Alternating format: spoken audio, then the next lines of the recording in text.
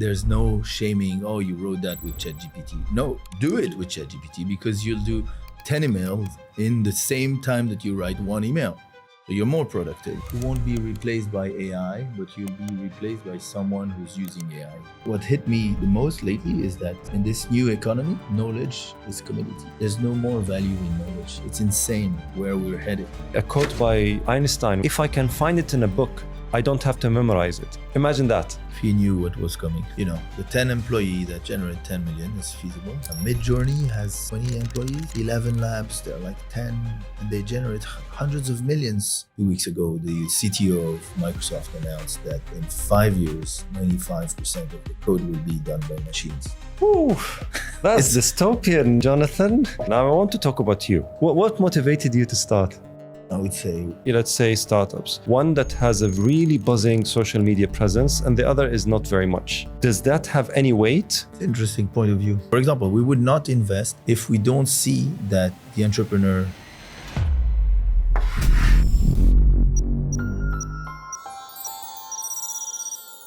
I can't help but think about this, Jonathan. And I love how you just quickly pivoted into this. What happened to the other 5 that were, you said they were 9 or 7? What of seven people? 7, yes. So now they're 4. What happened to the 3? Well, laid off. But and they'll find another job elsewhere. But who said you won't be replaced by AI, but you'll be replaced by someone who's using AI? So here in that case, it's a small robot. But that's what we aim to do in our fund, is to have employees that are 10x'd by AI. We're buying licenses. Everyone must use AI, must use. And there's no shaming, oh, you wrote that with ChatGPT. No, do it with ChatGPT because you'll do 10 emails in the same time that you write one email. So you're more productive. I love that. Okay. So this for developers, the code especially. The codes. Oh, I can see the shaming. It's like, you're right. Especially the coders between each other, right? They're like, oh, you wrote it with AI. Yeah. This is old mindset. New mindset is, hey, this is low value coding, like all the CSS and HTML. Yes. Have it written by and JavaScripts and yeah. JavaScript can have a bit of a business logic, right? But on the interface, to click, to have the query, like the drop down, those kind of things, the calendar, everything is done with Lovable or Windsurf or whatever. So now what we're doing is really streamlining that part to you design, and then boom, you have integration between Figma and Lovable, and then you have your Lovable, and it's like less than 5 minutes, you have that interface in an interactive. You can scroll, you can click, you can filter, sort, have the date picker. Whereas this would have taken 2 weeks for a developer to build. And it. Yes, of course. That changes completely the paradigm, especially for very early stage startups and funds like us. So we believe that, an entrepreneur can become the first product manager, the first coder, and he or she can build in, 2-3 days, something that would have taken a month or 2 to reach a proof of concept, get out of the building, meet clients, get feedback, iterate. You can change, and then you get to your MVP, and nowadays you still can even do something with some Lovable or other solution that directly put it on a database or on GitHub, and then you can have it. The big backend things is not yet, so you still need people doing DevOps and backend and etc. But you can also streamline that part and just go faster. You said it. It's the MVP, right? It's just making sure that you have a product market fit as quickly as possible. Does that now have an effect on your evaluation and valuation of ideas? 100%. I can tell you, we, since, first of all, we've been always very oriented AI and using ChatGPT and Claude and etc. But lately with MCP, multi-context protocol, which will somehow not replace but change how APIs, it's a kind of API. The interfaces, yeah. So we are completely revamping everything, our organization, our investment criterias, investment tickets. We know we need less people. We know we can do more with less today. You can have, an MVP and you work a weekend and you have something that would have taken a team of 2 or 3 a month. It's insane. It's really insane. And you use ChatGPT, you ask, be the product manager, generate me, the product requirement document, and ask me any question you need to do this for Lovable.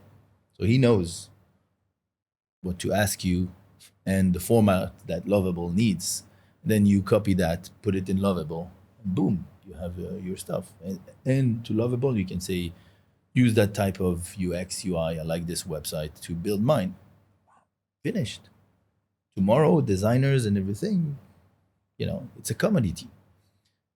What hit me the most lately is that in this new economy, tomorrow, knowledge is commodity. There's no more value in knowledge. It's insane where we're heading. You, my kids, they'll grow.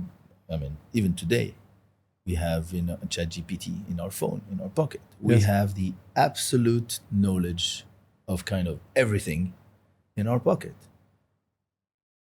If I had tell you this 20 years ago, you would laugh at me. But we have the most intelligent doctor, physicist, programmer, everything, the top in your pocket, and you can do. So how will it change the world tomorrow? It's truly amazing what is going to happen. And some are afraid. I can understand, but this is life. This is life. This is progress and adaptation. That's intelligence, right? Those who adapt, those who don't, and that has been the case since we were probably reptiles long ago. But that's the challenge for. So it changes definitely investment funds, startups, companies, even big companies, larger companies. They can streamline their operations. They don't need such big, corpus of team. A lot of things. Ooh, that's dystopian, Jonathan. I mean, while you're talking, I can see the movie Terminator in my view. I can see it, how it's just taking care of everything. We all have this reference. It's funny because you especially our generation. Yes, right? yes. We grew up with that, especially the 70s and the 80s. Exactly. Had this, right? So the Sarah until you have a Sarah Connor moment. For anyone who doesn't know, just go and watch Terminator 1, 2, and 3. You'll especially 1 and 2. Especially the 2. Especially the 2, yeah. That a machine will get conscious like that. I think we're still pretty far away. Again, I'm not the top specialist on the field, but what I've really understood. But you're in a position, Jonathan, to see literally 10 years from now. Like people who are now in the idea phase, in the MVP phase, in the seed phase, are companies that will take over maximum 10 years. I mean, it can be 5 years even. But when you can see it today, because the idea itself, if it's visualized, to make it something that is disruptive, it takes between 5 to 10 years. But you're in a vantage point where you see things, you see, let's say 10, 20, 30 ideas per year that are actually worthy. You can add 2 zeros. Well, that's why I said worthy, because you have lots of other ideas, right? You have lots of ideas that are probably dreamy or ineffective. Now, also from those, no one can predict the future. I understand that, but at least you see what will happen with the legal, the medicine, the pharmaceutical, the education, the government, the consult. All of that element, the architect. Everything. You can see it. There will be a clear societal change. Clear societal change. Yes. 100%. We will. It's a dystopian if you think that human will be replaced completely, right? I still believe and want to believe that there will be some areas that are gatekeepers that we need a human to approve because the stake is too big, or relationships need human, right? Even like in real estate, for example, I don't see yet the possibility of having a robotic humanoid real estate agent, for example. It's so personal buying a property. Most of the time people make their biggest choice in their lives, and it's really, they need a human. They need to see that this human understands Because it's not them. about the information, right? It's about the connection. Exactly. And understanding the client, bringing what they really want and maybe what they don't know they want. That's something of a really human. It's a human-driven type of interaction. But elsewhere, I think there will be some resizing, because it can be done by a tool, by an agent, or by tomorrow robots. I really believe in the robot thesis. Yesterday, I was with a startup that is developing construction robots for bricklaying. And I strongly believe in robotics because it's the next field that will benefit from the AI advancement. Not just humanoids, but Robots, robotic arms and robotic arms or robots with wheels, because it's more stable. But Yeah. you also have the humanoids. And depending on the task, you need rather a robot that looks like a box, or a humanoid. And if you lay bricks or heavy stuff, then having a standing posture requires a lot of, even for us, Yes. right, adaptation. So it takes a load on the robot. So a robot with a flat base is different. That was what they were explaining. But I really see this tomorrow. Tomorrow we'll have gardeners. It can be Optimus Prime, right? From Tesla. Yes. You show him once how to cut, and he does it. You show him how to, clean your pool with the robot, with another robot, or with the sweeper. He'll do it.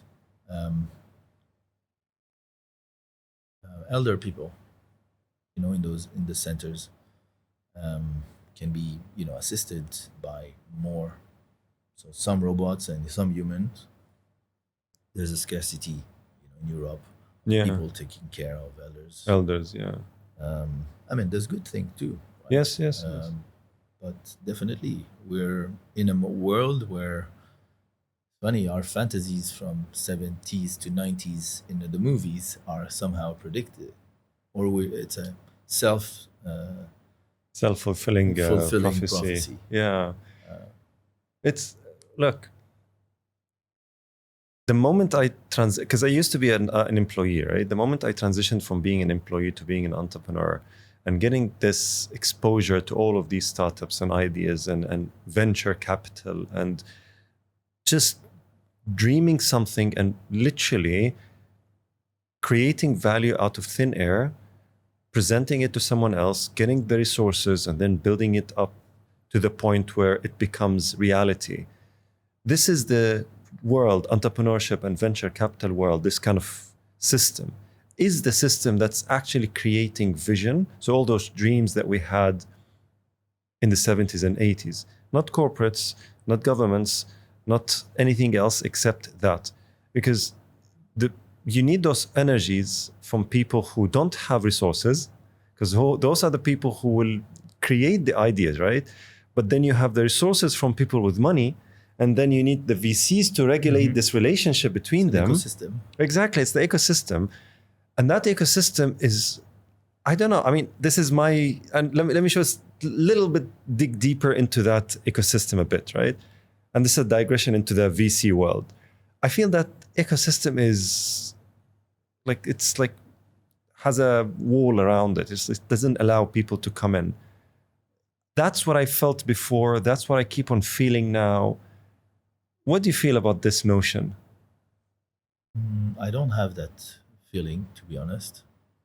First of all, maybe because I don't come from the VC industry, right? I come from tech and the product industry, and I moved in to the financial part, which was something that I completely disregarded in my previous time when I was building, being creative. And it's true, it's difficult to build something and at the same time to sell it, right? You can't, to having two hats. So you were mentioning people and the creativity. This is very important. Without that, there's no ideas, and you become the most creative in the hardest moment. So for me, I often say to entrepreneurs, you need to go in that depth sometime. And that's where pain is, and that's where you'll find your salvation, and you'll find an idea.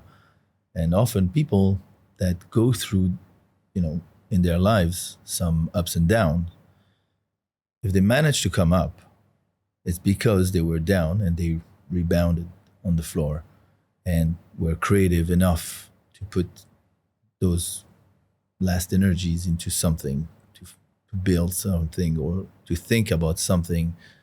And they emerge as a phoenix afterwards. So that is a cycle that is super important. Like musician also. I think when you're at the top, there's less suffering, right? Yes. No pain, no gains. Everything is. Yes. So musicians also in history, in jazz or whatever, when they were at the bottom, that's their best period. Sometimes, they have emotion, spleen, or you think, yeah. So I think this is one part of the ecosystem. The other part, the VC part. So money, let's say, is also a value, right, in the chain. It's the most important value, actually. It's the most. It's the enabler. Yes. It's the enabler. It's like the fuel to the Exactly. to the fire. Yeah. So in this, you also have different types, I think, categories. I see from an investment perspective, you can see the angels, the entrepreneurs that made it. And on the other side, you have the more institutional. You have the VCs, the family offices, the funds of funds, and whatever. The And there sovereign you have funds, yeah. less creativity, right? But you have other value in some way Enablers. of understanding metrics, unit economics, and trying to understand and be visionary and see, oh, this guy has a good idea. It doesn't look like it, but he can turn it in a good idea. So that's something very important for the VC, I think, or let's say institutionals. The investors, yeah. But for the entrepreneurs and the angels, they usually need. First of all, they will take more risk, right? They'll invest Because it's their money, right? Yeah, it's their money, and they're less risk averse because they've been through it. Because they understand the process. Yeah. They understand the process. They understand the startup. If they like the entrepreneur As a person, then, and they will help that person in other ways that mentorship, guidance. Yeah. the VCs won't do. Will probably open doors, or if they have a problem, I know well in this, let me help you. And then they will do far more. So and this is where we stand, a bit between, because we're operators. We're hands-on in our fund. We don't operate like traditional VC. I operate alongside The angels? the The entrepreneurs. entrepreneurs. So It's like a studio. we're- Yeah. Like exactly. a startup studio. Startup studio. Okay. So we have a fund and we have the startup studio. So yeah. So let me. You're not only investor, you're co-founder and operating partners. Okay, so okay, we'll talk about the technicalities Yes. in a second. Yeah. So just to finish the point. Yeah. So for me, to your question, is this ecosystem closed? I don't think so. I think it's open, but it's difficult. It's difficult to get answers. Why? It's difficult. You need to hustle. And you need to hustle as much as a founder or an investor like me to raise money. And that, it's not easy. And I was talking to an entrepreneur last week at DTech and on the stage, and I told him, hustle is what you need to do to succeed. And if you let your arms down, you won't make it. So you You'll have get a to go job. till the end and be resilient and do it. And I told him, but don't worry, it's exactly the same. I'm here on the panel as an investor, but I feel exactly the same. Those emails that remain unanswered by the investor, but for me, it's the same. It's bigger fish,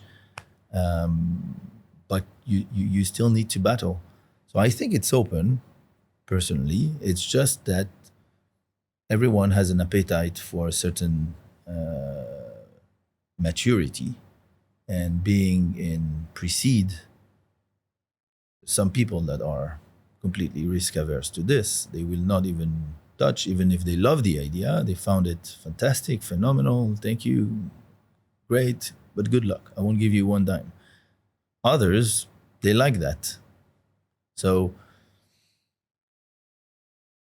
it's not closed. It's just difficult, especially now with Why? Well, now since, after COVID, there was so much money on the market and it was the party, right? Money was raining down. Money was free. Yes. It was free. So there was a bubble. People over-raised and everything, but it was very easy at that time. So at that time, you had simple ideas like, yeah, take it, make it. They had to invest, right? Yes. On the other end. So, but today it's all about profitability. So talk about profitability to a pre-seed company, a guy that has a PowerPoint. Yeah. Good luck, right? So here you That's need at least 4 years from now. Yeah. Yes, profitability 4 years. Good.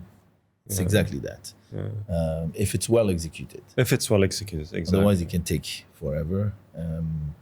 Those are the failures. The ones that fail, they don't have enough oxygen in the tank to sustain, and then they gas out and they leave, right? So that's why you need to really understand the business model, really understand The market. the market, the product, what are you going to bring? The defensibility is something that people oversee. What is that? To be able to defend your idea in front of the investors? No, in the market, in a competitive market. So I see many entrepreneurs launching, tools, for example. I spoke about that. And then in tools, it's somehow a commodity. I have a tool to retouch the images with AI, whatever. Spaghetti with AI today, you can do, right? But there are dozens in the same market, if not hundreds. And if you go globally, there are millions of them. So how you will defend if it's just technology? Technology is a pure commodity. Moreover, with AI, right? Yeah. You can build your SaaS. We just said in a weekend you can have an MVP. So Exactly. MVP is no more. MVP now is as good as a PowerPoint presentation probably a few years back. Actually, today I think you should present with a short PowerPoint and say, "Here is my MVP. It's usable. You can test it." At a pre-seed. Yes, of course. We would, for example, we would not invest if we don't see that the entrepreneur first has domain expertise. Domain Expertise. Yes, because if you want to innovate in a field that So you don't know, fintech, for example, you have to have experience in finance. why? Because you have knowledge that is important, especially in a space like this with regulation and everything. Of course. And you have network. Right. So you need the network to launch your idea, first clients, first partnerships, those kind of things. If you're new to everything, but I had this problem, I experienced it, but I want to launch it, and it's in health tech, and I know nothing about health. I did studies in completely different place, and good, have fun. You're gonna learn, you're gonna fail, you're gonna pivot 20 times, and when you do that, come back to me. so we want to see domain expertise, and we want to see that this person has at least worked on the idea with something, and from that has generated an early traction. Define early traction. What is that? So we internally we say, like, if you can generate 1,000 euro per month from early clients, for example, you're proving you have value, that clients are interested, they see value in your product, that they want to use it, and above all, they would be ready to pay for it. Okay. That's so 1,000 euros. declinations. That's good. Yeah, but if it's even from one customer, I don't think so, right? Probably from few customers. What's few?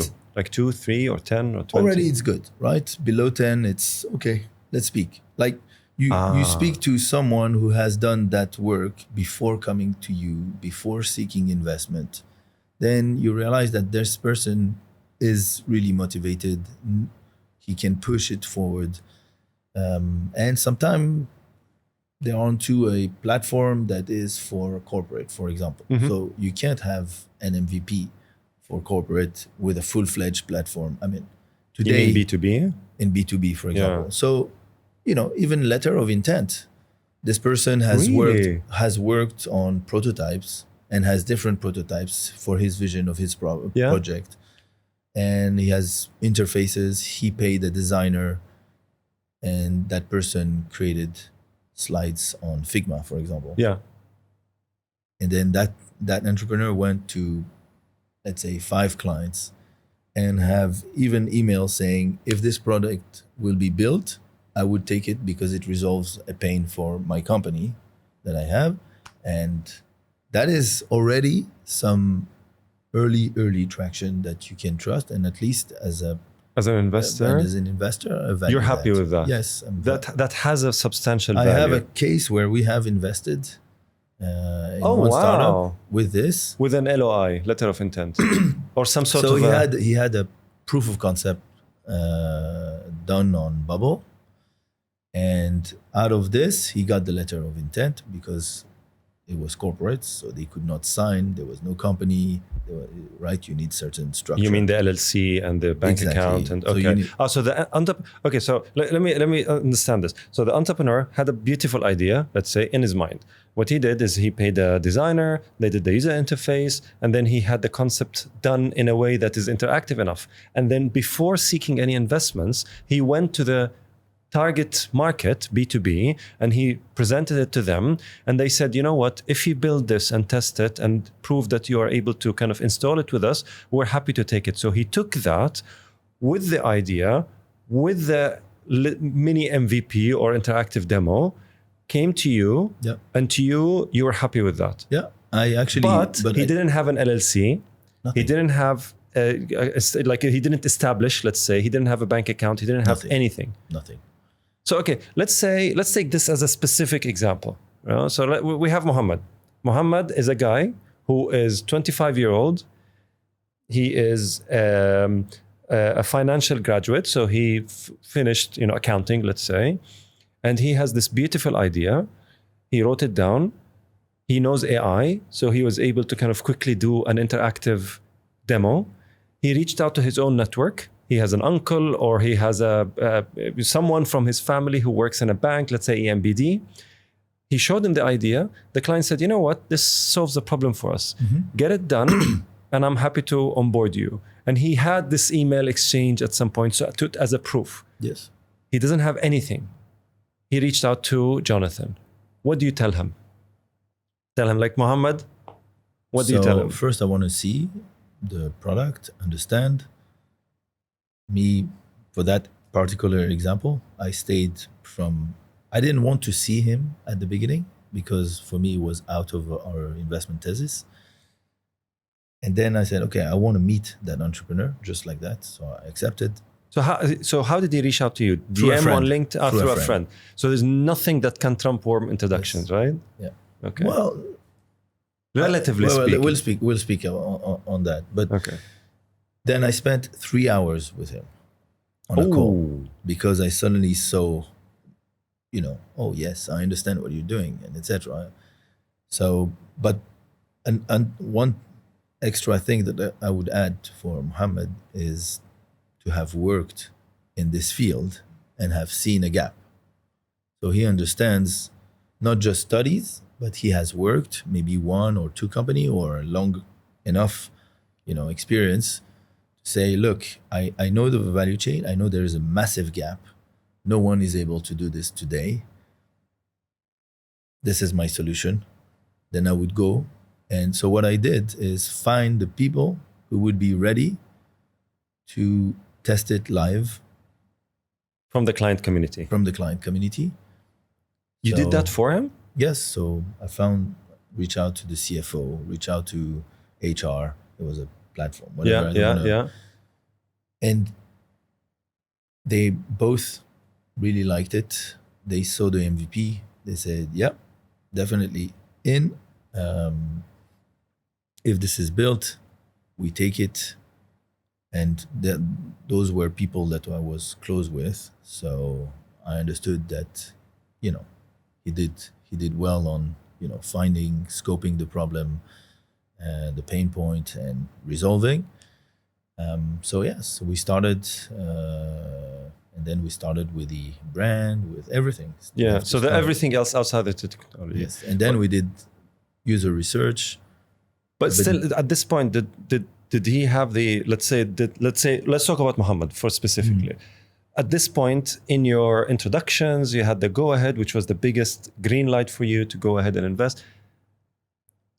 Did you then tell them, go ahead and do the LLC, or did you tell them, okay, take this money, open this in DMCC or whatever, DIFC? Well, is it possible to invest in someone who doesn't have an LLC, and then with that money, they can open an LLC? Because we did it with him, because we're co-founders. So we did it with him. We agreed on the equity story. Then we created the company. So there was an equity share sort of. Yeah, of course. You're happy to talk to people. I mean, again, I don't want to open Pandora's box or Pandora's door for you, and then you have 1,000 emails coming to your way. I have 25 requests on LinkedIn every day, at least in average. Emails also. It's fine. I mean, I try to reply as fast as possible, and always, because I know there's a gap on this, so that's my thing. And I use AI also, right? So you're writing email, immediately I know it's not in our thesis, it's in a different geo, it's a different stage. Immediately, it takes me literally 20 seconds. I press Gemini, tell him thank you, this is out of my investment thesis for these reasons, good luck for your fundraising. And then I press, takes back, writes it, send, goodbye. But at least he has an answer. You don't imagine how many answers that I receive of thank you for having taken the time. So just for this I'll tell you what, this is refreshing. And let me take you on a tangent for a second, because I'm working with startups as well. And that's why my role in working with startups is please do not approach investors unless you're ready. Don't go and with a PowerPoint, because otherwise you're devaluing the entire ecosystem. You're devaluing your own position and everyone in your case because of the amount of time that those people are saying no. So there is this sort of bias that is inherent, and we're only humans, right?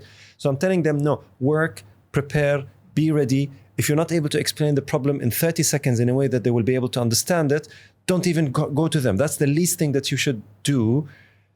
But yet... it's still right. His thoughts were structured already, right? He had an early deck. He had an MVP, so he thought about it. But still, you put an effort, knowing that those people probably are not as mature or as not senior, or so you're going out of your way my to job. make.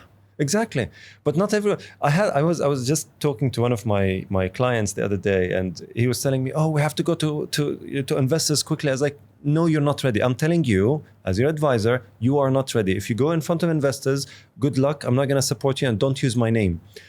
So he was like, so another client who came through one of my funnels, and he was upset because he went too early. And actually, he had a line from one of the investors who said, you have to be ready. Stop coming to us too soon. And he showed me the email. So I was like, can you please just send me the screenshot? So I have the screenshot of that email, and I showed it to my own client that is with me. And I showed him, look, I think that's common sense. Like if you have unfinished thoughts, and you're going to someone to ask some, unless you're asking for brainstorming somehow. But that's still asking for something. I mean, your time is not free. Exactly. So then, yeah. Because how do you? I mean, look, I come from a school of thought of discipline and consistency, right? I don't like hustle culture. We can talk about it. It's a bit overused, but discipline and. Now, you said it now, there's nothing that stops you from knowing and understanding things. You have in your pocket absolute knowledge.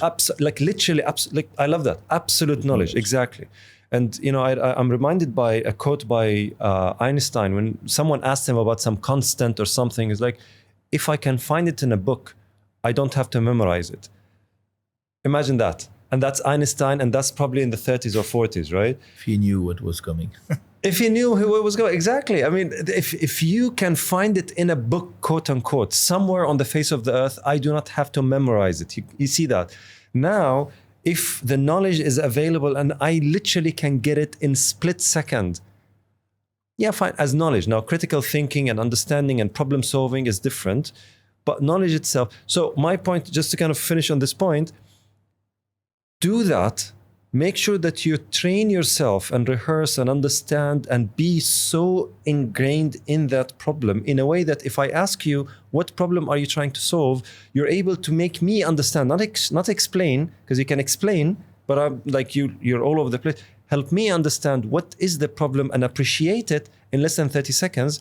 And that's something that is not easy. You have to work. It doesn't happen by accident. I mean, some people are kind of lucky enough to be able to have that kind of mindset. Others have to work on it. And until you're able to do that, don't even go to the next stage. I agree.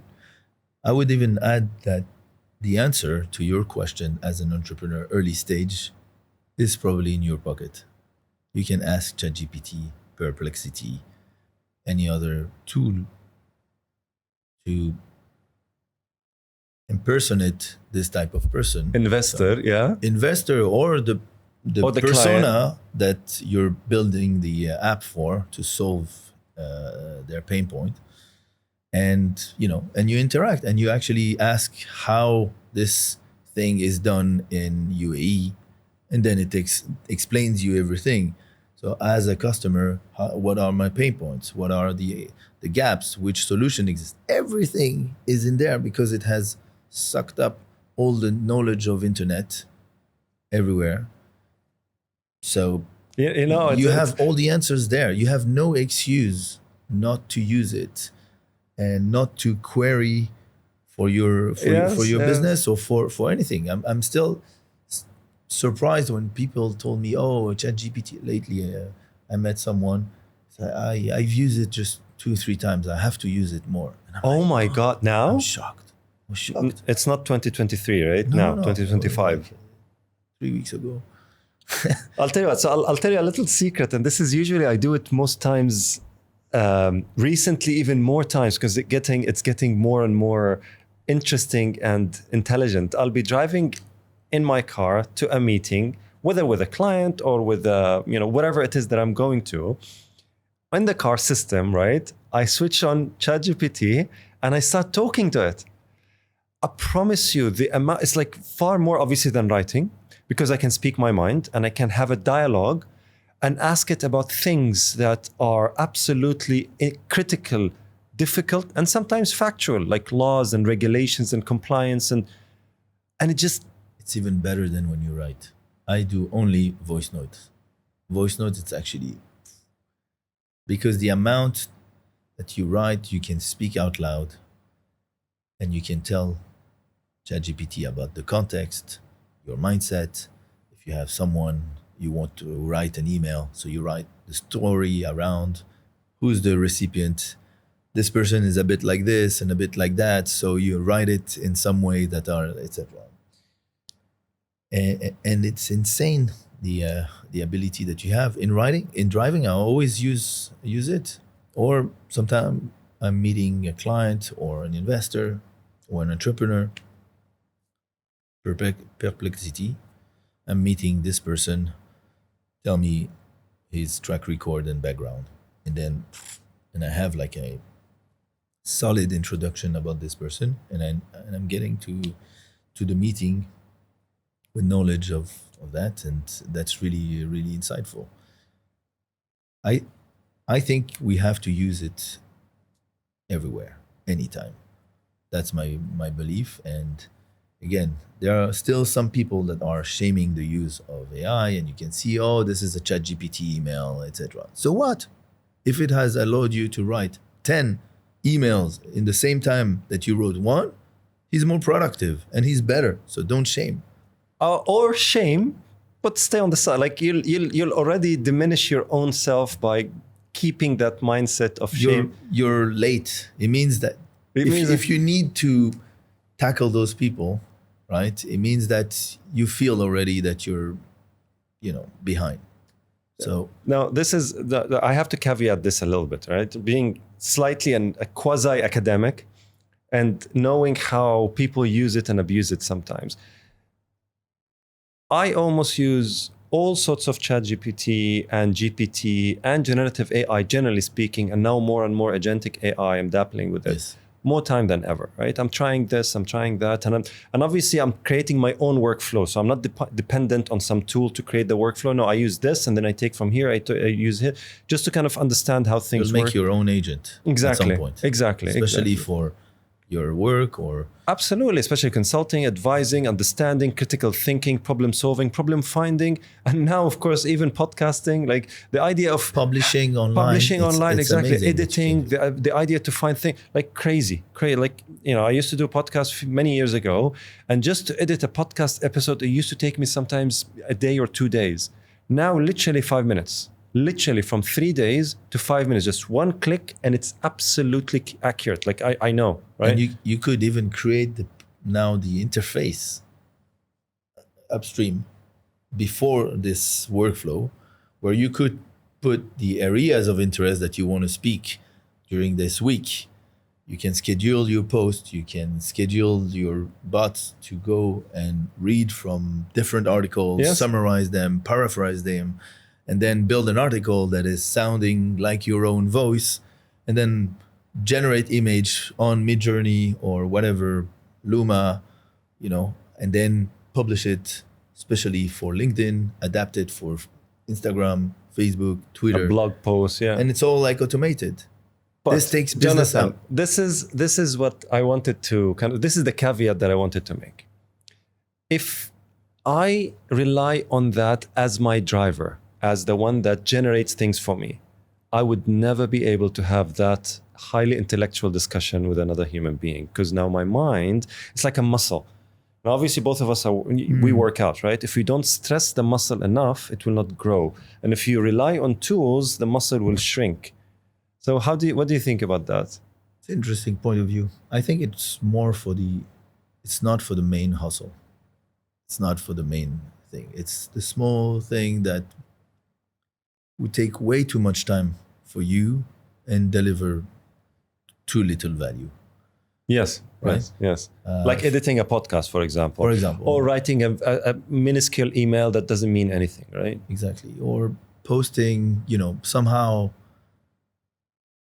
some influencers or some people that like to have a voice on the internet, typically articles, recurring articles.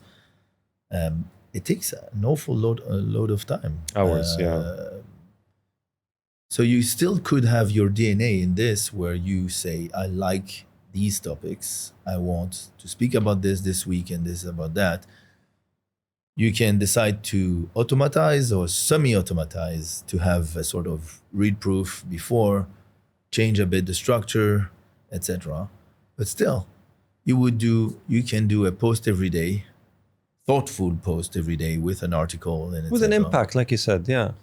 And then still have the rest Plenty of time to plenty do of time to do your main thing. So you actually become more productive. It's not that you become weaker, but you become more productive. And As long as you're aware of it, right? yes, Yeah. you have to be aware. You're not relying on it and using it as as a crutch, because otherwise you will weaken yourself. This is so. Every time I have, let's say, a group of people that I coach or train or mentor, and they tell me, oh, and they have this mindset of shaming because of the use of AI. I tell them, okay, let's do one thing. Let AI generate that idea for you. Let it generate. So don't generate, let it generate. Then bring it to me and let's discuss it. If you're able to hold up a discussion at a deeper level on that idea through that generated post, I'm satisfied, and you should. And I think everyone should ask the AI after their prompt that the AI ask him questions, qualifying questions to improve its response. Because there's aspects that you forget. And if you ask a straightforward question, it will reply straightforward. If you ask ChatGPT, ask me any question that you may have that would improve your answer, it will ask, yes, you have this. Let's start with point one. What do you think? Then suddenly it's a discussion with the AI. So I do that. So what I do is, and I tell most of the people that I coach, I tell them, after you start having a dialogue with ChatGPT, DeepSeek, Gemini, whatever it is that you're using, what I do is ask me 10 questions that will allow you to further understand the context behind this topic. And then it tells the 10 questions. I say, copy it, paste it in a notepad, answer it one by one, whatever it is that you know, and then send it back to that, and then say, critique my answers and propose new answers that will enhance the output based on your critique. I think you can do all this inside ChatGPT. Yes. So typically, if you speak to with the voice note, you say, ChatGPT, for the point one, this is what I do. Point two, this is what I think. Blah blah blah blah blah, and then next step. Exactly. But the discussion, I think I see too many people writing. Underestimate discussions. Yeah. It's way stronger with that mode. Even for your intellect as a mind, like now I'm speaking to you. Imagine if I'm having, let's say, a talking head like YouTube, and I'm just speaking to a camera like this. I will never be able to have the same thought process and, how do I say it, critical mind or even intelligence when I'm speaking to a human being. And now more so as if I'm talking on the phone with someone, which is whatever AI I'm using, while I'm driving, while I'm just walking in my office. So there's a human element of, and as someone who works with media and cameras, there's huge difference between having a discussion like this and talking to a lens. Okay, now I'm trained to talk to a lens and I'm able to speak to it and have a discussion as if I'm having a discussion. But still, even then, people tell me, oh, it's different when you're speaking to someone than when you're speaking to a camera. So imagine the creativity that can come out of you. Because it's an exchange, it's a system, right? There's two parties at least. Exactly, which stimulates the mind into going into that creative mode. So we have Mohammed. Mohammed, please don't come to Jonathan unless you have spoken to ChatGPT and you have exactly what the problem is. And also you have created your own MVP and you have at least approached some clients from your target audience, because you should know who is your target audience. At least you should have a broad idea about your TAM, your SOM, your SAM, all of those. You should know it at a certain degree of accuracy. It doesn't have to be 100% accurate. But now he has all of that. He comes to you, no LLC. He tells you, I have this idea. You are happy to partner with them. Yeah, if I believe that his idea will work and that we need probably to polish a few things. I'm sure on the business model. Also, they don't always see which business model to do, or getting more altitude, versus either you create the value yourself on your website, or on your, or you orchestrate the creation of value, right? It's difficult. It's different. What does that mean? Orchestrated the But creation. you are of- more a marketplace, let's say. Right. So you either a company that does it. Puts buyers and sellers together. So that's more, I would say, marketplace. Yeah. But otherwise, if you do the work yourself and you go directly to client, so you're creating the value. Yeah. yourself. But a marketplace orchestrate the creation of value. Which one is stronger in your opinion? It's business platform business models. So it's marketplace. Marketplace. The other one is a pipeline, what we call. Right. You create the value internally in the company, and you sell it towards the outside, the clients, through sales and marketing. And the other one, like for example, a CRM and ERP and those technologies. That's even different because you're on SaaS. But Yeah. let's say you are a company in home maintenance, Right. And you have your own employees to do the home Gotcha. maintenance or to do the cleaning, and you send them like Urban or like Life. What's the name? Yeah. So you're here a pipeline because you have to hire more people to get on your bigger. payroll. So and, you to scale, it's heavier. But if you're a platform a marketplace, that brings Urban, Life, others, etc., then you're just allowing them to create the value, and you orchestrate. You monetize them to access your network. You monetize the other side to access the network. You take fees, transaction fees, market fees. You can have a transactional model also if you sell, goods on your platform for the professionals. Yeah, because the network effect is just Exactly. crazy. So you're mentioning exactly. It's the network effect that changes. So this is to you the highest value sort of ideas if you're solving a problem that has the network effect, and someone demonstrated the network effect in the sense of they have the buyers and they have the sellers and there is transaction happening and they come to you while that is happening. It's a moat. It's what is the most difficult to displace. So in terms of criteria of defensibility, it's the strongest because you cannot reproduce this easily. Whether you build a copycat and spend lavishly on marketing, etc., if a company has the reflex of clients of thinking about your business when they want to do a certain task, right, then it's very difficult to take that out unless you fail in succeeding or yes, network effect is the far most important appealing thing. And to create it's alchemy. Yeah, you don't create it like that. So sometimes you have to subsidize one side of the marketplace or both. How you get money out of it? Maybe you have the funding. They all started like that until you have some critical mass on both ends to be able to monetize a certain element, to be able to generate value for the customers. So imagine Uber. Yes. In the early days, what happened if they don't have enough drivers when you open the app, right? What happened if the drivers, if when they open the app, they don't see clients who are seeking their services, right? So it's a chicken and egg problem. So sometimes you need to subsidize to get more. So, how do you subsidize? So you make it free, for example, to allow to have less gatekeepers on that side, or you have vouchers, right? So this is how they all started. Yes. Hey, you have $30 on Uber. It cost a lot. Yes.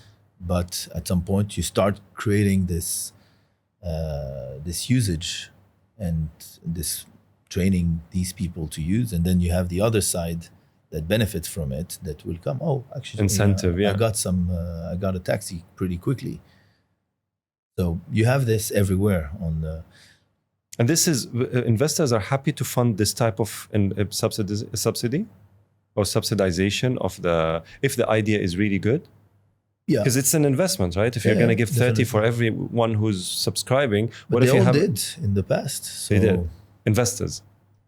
yeah, all those companies like I'm thinking Coinbase was offering X dollars Yeah. to invest. All of them started like that. Uber, they did Lyft, all these marketplaces, even Airbnb, you had like discounts or others. You need to start like that To build a network effect. Yeah. So you don't build and magically people start to show up. Yes. What's the time frame for the network effect to reach a critical mass in a point that makes you feel this is it? Like 6 months, 1 year? Or after it was like, you know what, there's no network effect. It really depends because you have other variables of development, of growth, right?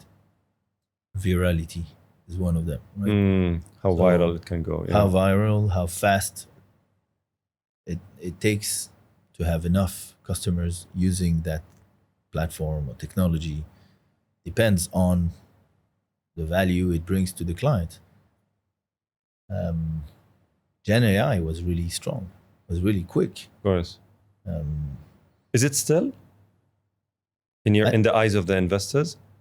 Yes, well, you see, you have AI everywhere today. Yeah. I'm saying you can cook pasta with AI, right? So the AI washing is massive. So for sure, there's a bubble in there. So there's an interest, shows an interest. So okay, now we have Muhammad, who is now onboarded with Jonathan, and you give them first seed or pre-seed. Their ideas are good. Now they have an LLC, they have a bank, Now they reach to a proper product that has transactions. What's the effect now, before we go into the next stage? What's the effect? Let's say they have also social media and marketing and so on and so forth. Is there an effect to social media organic growth as a sideline of the product itself? Is there an effect to how you judge and evaluate the product and the market? Let's say that to evaluate the actual idea and the product. Is your question that if I see someone as a company or as a founder, and this company has an account, social media account, and this social media grows fast, and there's engagement. It's a cue that there is demand, that there is value or perceived value. Yes. Yes, definitely. You look at it seriously. Is it a criteria to invest? Not really, I don't think, but it's a criteria that you can take in account into your judgment. So if let's say Muhammad, once he started, he was just in his mom's bedroom or mom's basement, and he was just doing things on his small gaming computer, and he had this thing. He came to you, you gave him money, he was able to hire a social media manager, and this social media manager put the idea online, and people started reacting to it, and there's engagements, and every post they have hundreds and hundreds of comments and likes. And what do you think? That would be a B2C play that you described, right? Yes. And the social media manager today, I don't think I would hire a social media manager. You wouldn't? No. That's a red flag, right? I think today you can build it yourself. I would expect the entrepreneur to do it and to use GPT and whatever tool online to do it because it's really available, right? So, but you also need headspace. So let's say he has a brother or a sister and he helping can do him. it, yeah, 100%, and do it on auto mode like we discussed earlier. Yes. You create a presence on the web. I don't think you need to pay, I don't know, tell you 5,000 dirham or more per month and it goes higher. I don't think today you should be paying for this very mundane this task. Changes in the economy. Yeah. Right. But the engagement element, if you see two, let's say startups, one that has a really buzzing social media presence and the other is not very much, does that have any weight? Yes and no. for that particular example that I had in mind and that we invested, the entrepreneur kept the idea in stealth mode for many months. So I knew that zero on the internet, and the less was better at the initial phases. So there are other considerations that you have to take in account when you launch an idea. It can be replicated. You can suddenly have competitors, so you need to have enough time to find your USP, right? And build your moat and be the first to get the big clients or those kind of things. So I wouldn't say that you have to go out loud there and take it the biggest speaker and shout. Sometime you have to be the ninja and run fast undercover and try to secure those milestones. Some people can, because people sometimes can fake it, right? I mean, they can fake that, not fake as in buy followers or something, but they're so good at, let's say, SEO or social media. And that's part of the game. It's not faking. SEO, again, SEO, I think today, someone with a bit of literacy in, Gen AI would be able to build a bot, and you can feed your competitor's website, it analyzes the website, finds the keywords that is just adjacent, that is not, bidded, high ranked, and etc. And you can build your own SEO engine like that. Is it better than a guy that you pay 40K dirham per month? Well, if you're a startup, you don't have a choice. and again, if it gets you the if results, you have too much money, you're gonna blow it.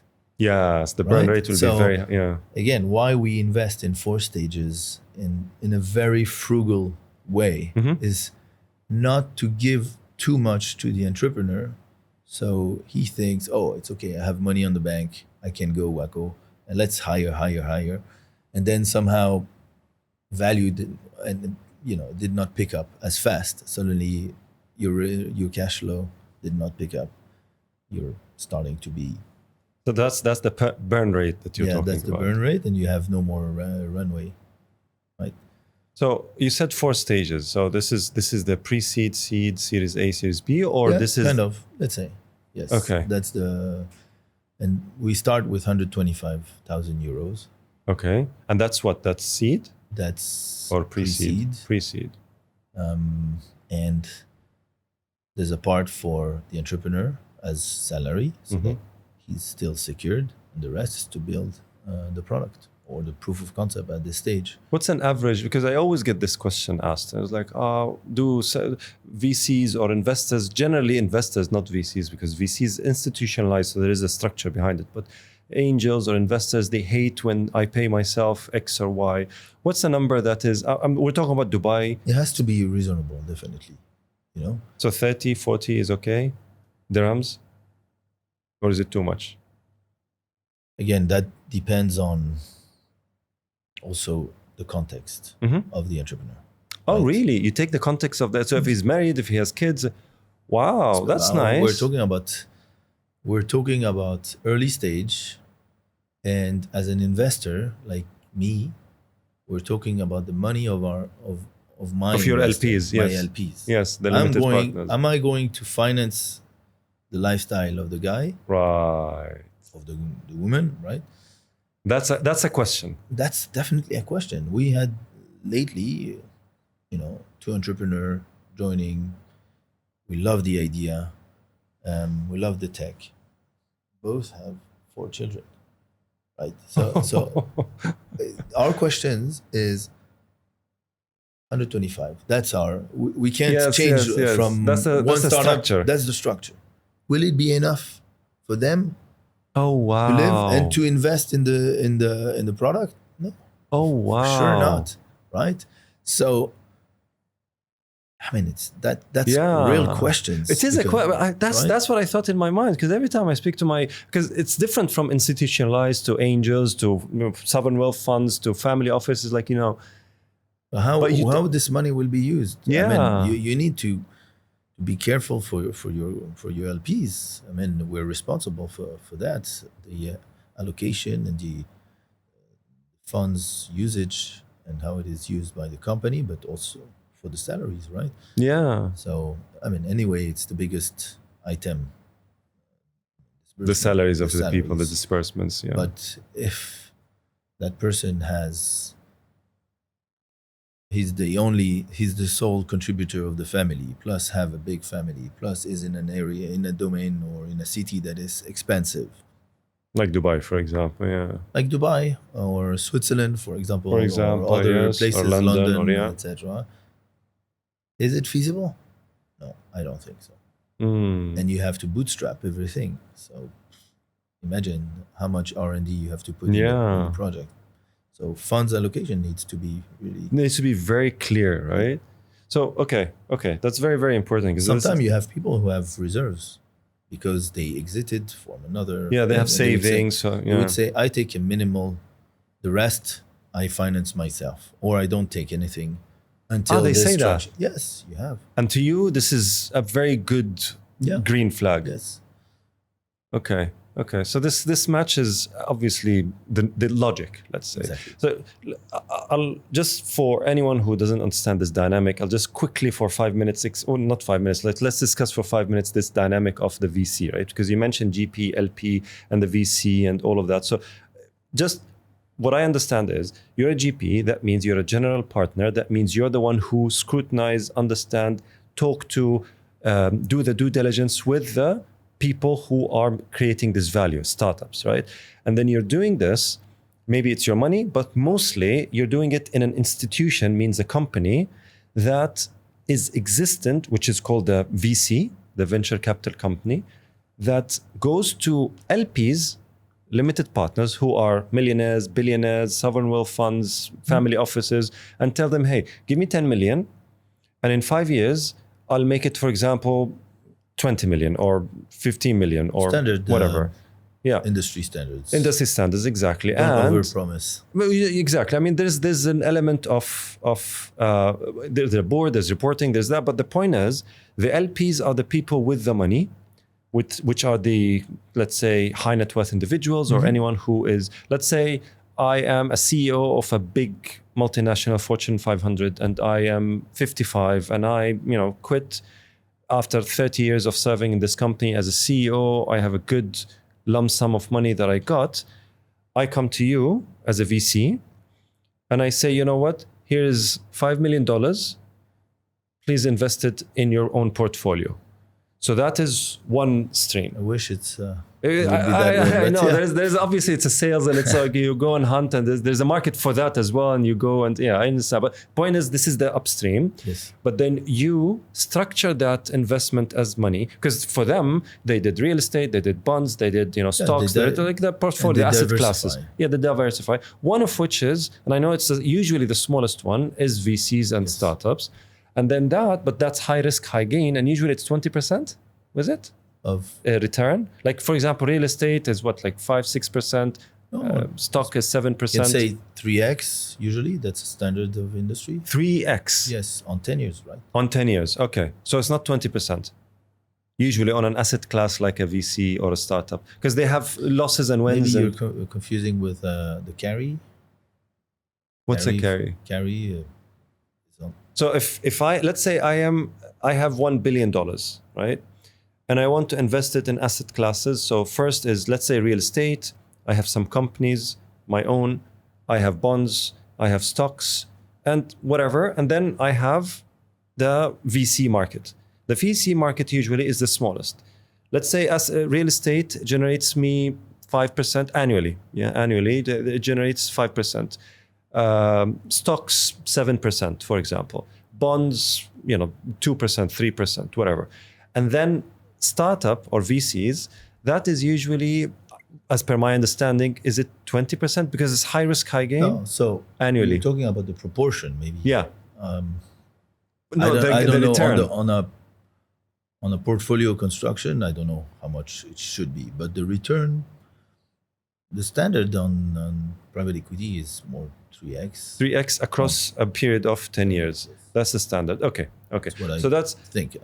exactly. No, it makes sense. Makes sense because you can have, I mean, over a period of 10 years, and it's a reputation of the VC as well, right? So if the VC has multiple, let's say, unicorns, multiple Exactly. exits, You have returns that IPOs. come back earlier than the 10 years, right? For And so example. usually when a company of the portfolio exits, then there are returns, dividends that are given. Yeah. So exit as an either IPO or mergers and acquisitions, or yeah. So, and this is where you'll start paying the people who Exactly. dividends and all that. Okay. So that's, I'm just quickly 5 minutes explaining the model of the VC and how GPs work and how LPs work and the institution And the in between. GPs, by the way, I mean, for our model, we are operational. So it's not just structuring and deal flow and we're on the field with the entrepreneurs. You actually help them with the operations of their own business as well. In my field, so in product, technology, marketing, finance. No, marketing, I leave that. But for example, business development, right? That definitely. So approaching clients, getting contracts, doors, and getting contracts. Exactly. Really, you help them actually. Yeah, but is it standard or is it just you and your company? That's our hands-on approach, right? So the goal here is to incubate and accelerate. Yes, faster those companies. Because that's a model of incubator, exactly, rather than a traditional VC where you just give the money, leave, come back on every quarter with a board meet. Okay. How often do you meet them? Like do you have like weekly? Every day. They are sitting next to me, so we are it's like a beehive. Right. So we're on a co-working space. Why co-working space? Because it gives us the flexibility to grow and resize easily, rather than us taking a big space and then splitting it into companies. What happen if company 3 or 7 starts having issues? They have to downsize. They cannot pay the rent. Who will pay the rent? Yeah, the fund. Us, the fund or the partners? Or the partners, yes. Right. Yes, so it's very delicate. It's a model, and we constantly pivot ourselves on the venture builder. We iterate. Okay, now we didn't raise enough to pay the service from the LPs. Yeah. So okay, we need to reduce our own salaries. Boom, we reduce. So you do? Yeah, of course. We do all sorts of adjustments. We decide. Acrobats, just to kind of. We're like a startup. Yeah. We operate as a startup ourselves to build startups. Right. So we have to be super agile. Do you also have equity shares in those startups? No. In the fund, I cannot, because I represent the LPs. The LPs, okay. Otherwise, if I'm inside, I could. Some model do, but they are not regulated. And we are You mean as per the laws of the country? Yeah, we're regulated in Europe. There, you cannot, if you're regulated, you cannot be at 2 levels, right? So because I could be, imagine a startup does super well, you're more interested by the startup than the fund. So I'm misaligned with the LPs. Yeah, right? With your own LPs. clients. Exactly. So that's true. But if you have a fund that is not regulated, you can do it. And frankly, it would be fair. How can you have a fund that is not regulated? You have a fund that is not regulated by European Union, for example. Like here in the UAE, for example. Yeah, so you have laws, of course, you have a fund, but to be that's regulated, specific, it means that you have higher transparency. You have to have auditors and auditors of auditors. It's like a bank almost. Yes. You have to like comply. A public exchange, like a public. You have to comply to AML and everything. So ourselves, we need formations on this.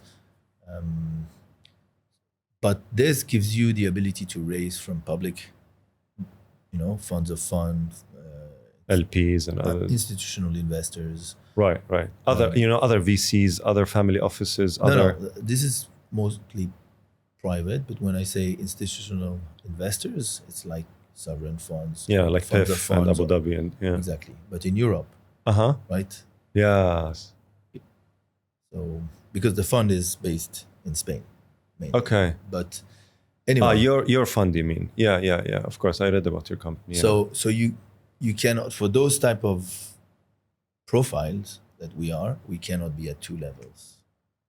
But it makes sense. I mean, logically, you just explained it. Because It as a makes human, sense. it's like someone who has access to decisions at a government level and then goes and sells shares before a certain.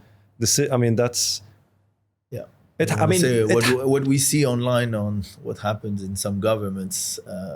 recently, No, they invest in things and then, and then they pass a law or a. But imagine also on a more, if you see those GPs as entrepreneurs also, they find ideas.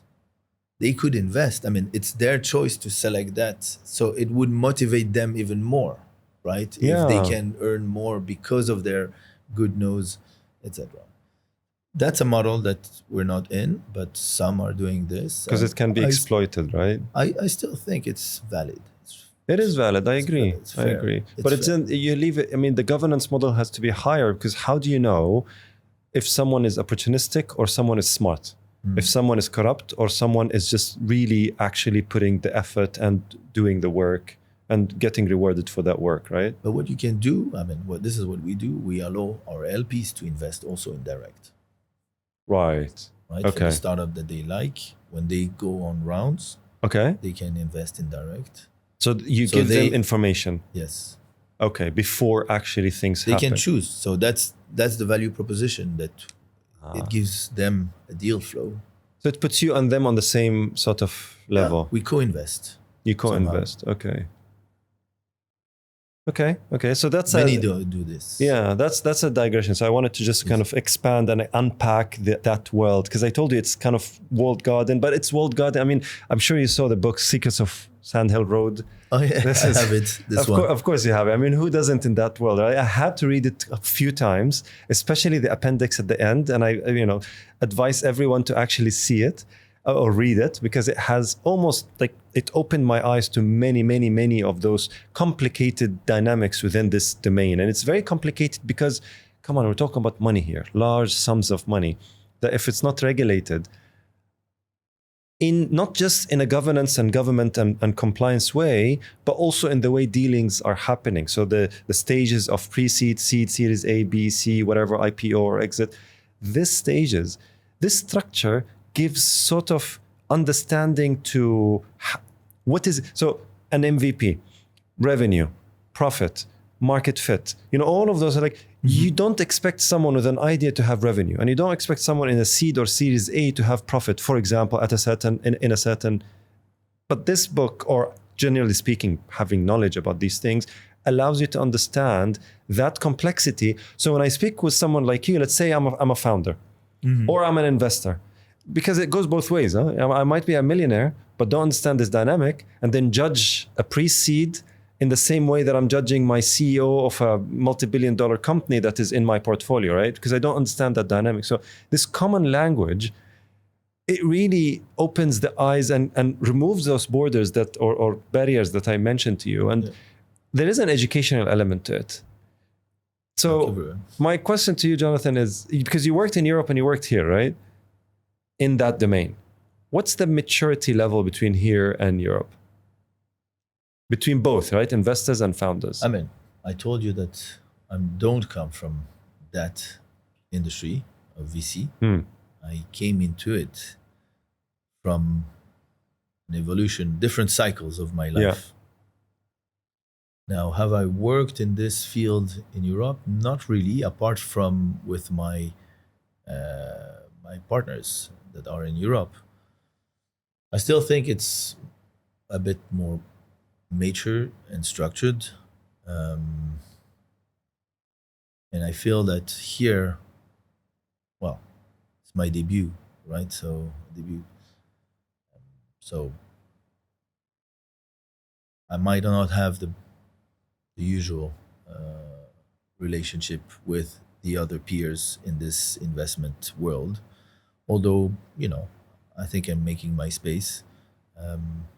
But I don't expect things to be done like that in a click, right? Like a startup, you make your space slowly. And I think in the next fund, I will have a track record here that I can prove, hey, we did it, we said it, and we did what we said. It's here. Now there's fund three, and then you build up, and trust is never given. It's Yes, earned. has to be right? earned. Yes, yes. Especially in this domain, because we're talking about money. Yes, especially here also. Especially here, yeah. Right? The relationship with the people, they know.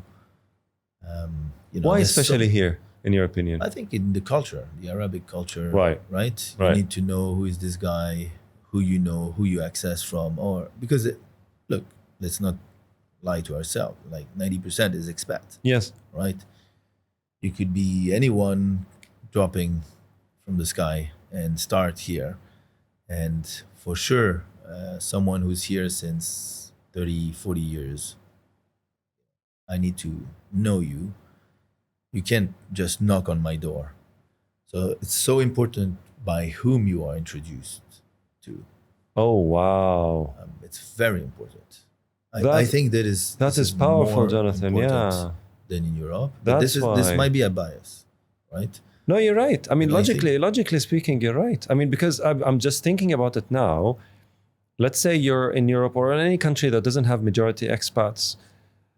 The least thing I can do is just see their family, their extended family, their how. I know where their house is. I know where they're. Here there's nothing, right? I'm reminded by, if you remember, Same for 2000. employers, right? Yes. You meet an employee that shows up.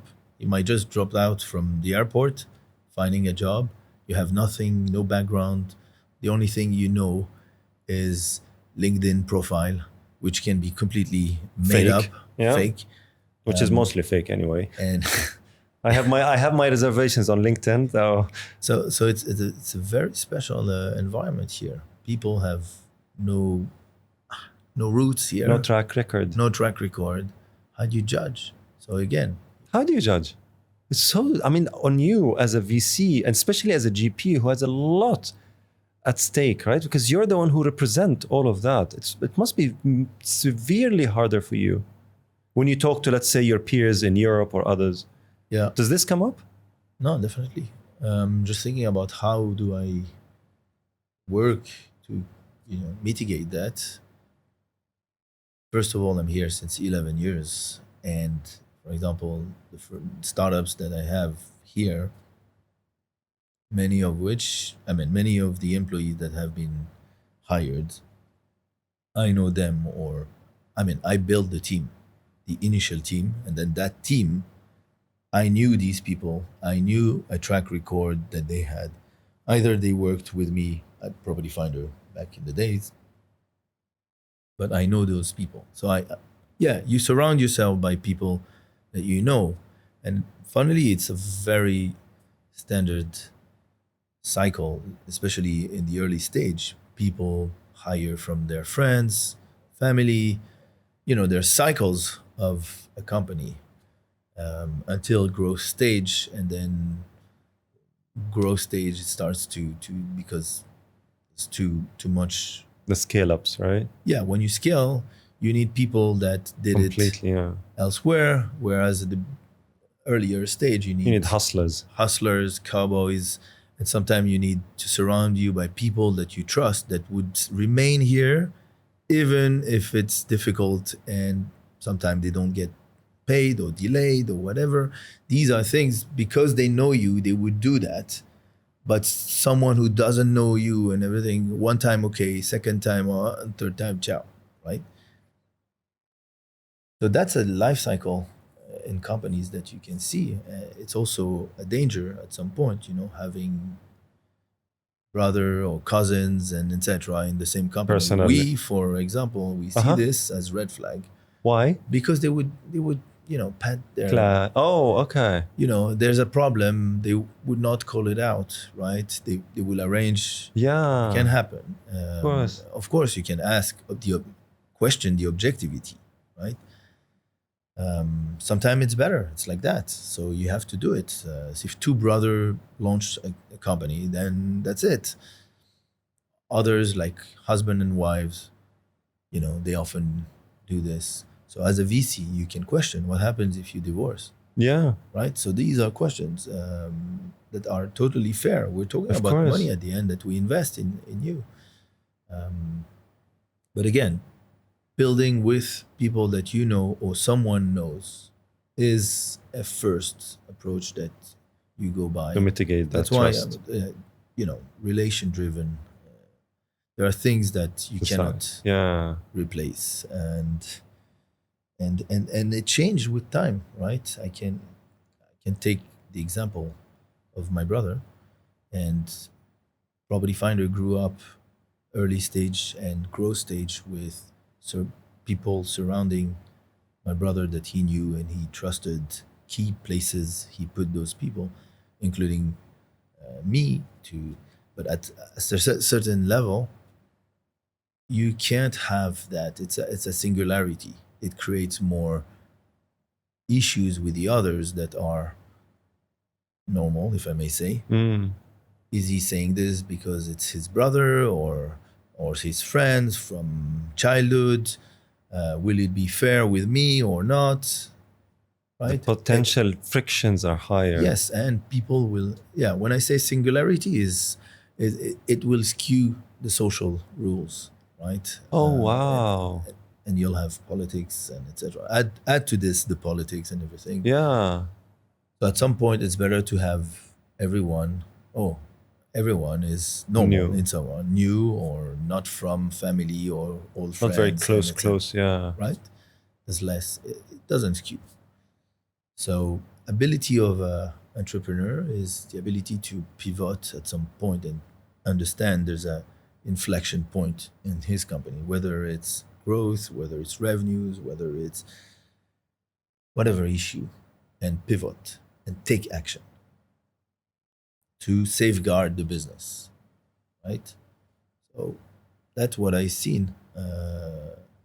And sometimes, and most of the time, it's extremely difficult uh, decisions to part away from Your baby. your good friends that you placed on sea level, for example. Oh, you mean the relationship with people? Yes, no, not to part with the babies. Part with the people you've placed at the beginning who helped you You and mean etc. for like they have a clash and No, they no, just no, no. But it's a business decision. that you have to okay. Right? If you're an entrepreneur and you're fully dedicated to your cause and your business, and you start to see that you need people who will take from one, so they did from 0 to 1 with you, and now you need to go from 1 to N, all right? But you can't have the same people. You need people who have seen something bigger.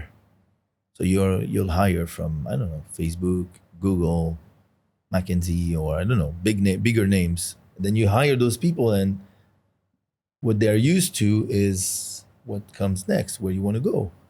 That is, decisions that are extremely difficult to take. And some people can get caught into, oh, but he's been loyal to me all these years and he's in since 10 years. How am I going to? I mean, 10 years, you're done, man. Like, change your life. But if you're able to get out of this trap as an entrepreneur and say, "Yep, I know, I feel right now it's plateauing. I need new brain, new blood. Okay, I'm hiring. It's going to cost me more, but I'm getting this guy from this top company, and he comes with, or she comes with, completely different mindset from an enterprise to a growth stage company, and that is an ability that is required That's for disruptive. entrepreneurs if you want to continue growing. And that disrupts the social fabric of the initial start. I'm reminded by Steve Jobs and Steve Wozniak, how he let go of Steve Wozniak at the very early stages because they clashed. But then although they were close friends from forever, but he did exactly what you mentioned. But it's super important, and you can see this as stabbing or not being, fidel, but business is business. You have to keep your eyes on your business, and you're a good manager if you not by the good decisions and easy decisions you take. Yeah. right? You're a It's good the hard, manager, the hardest ones that the you hard take. decisions is what defines you as a good manager or not.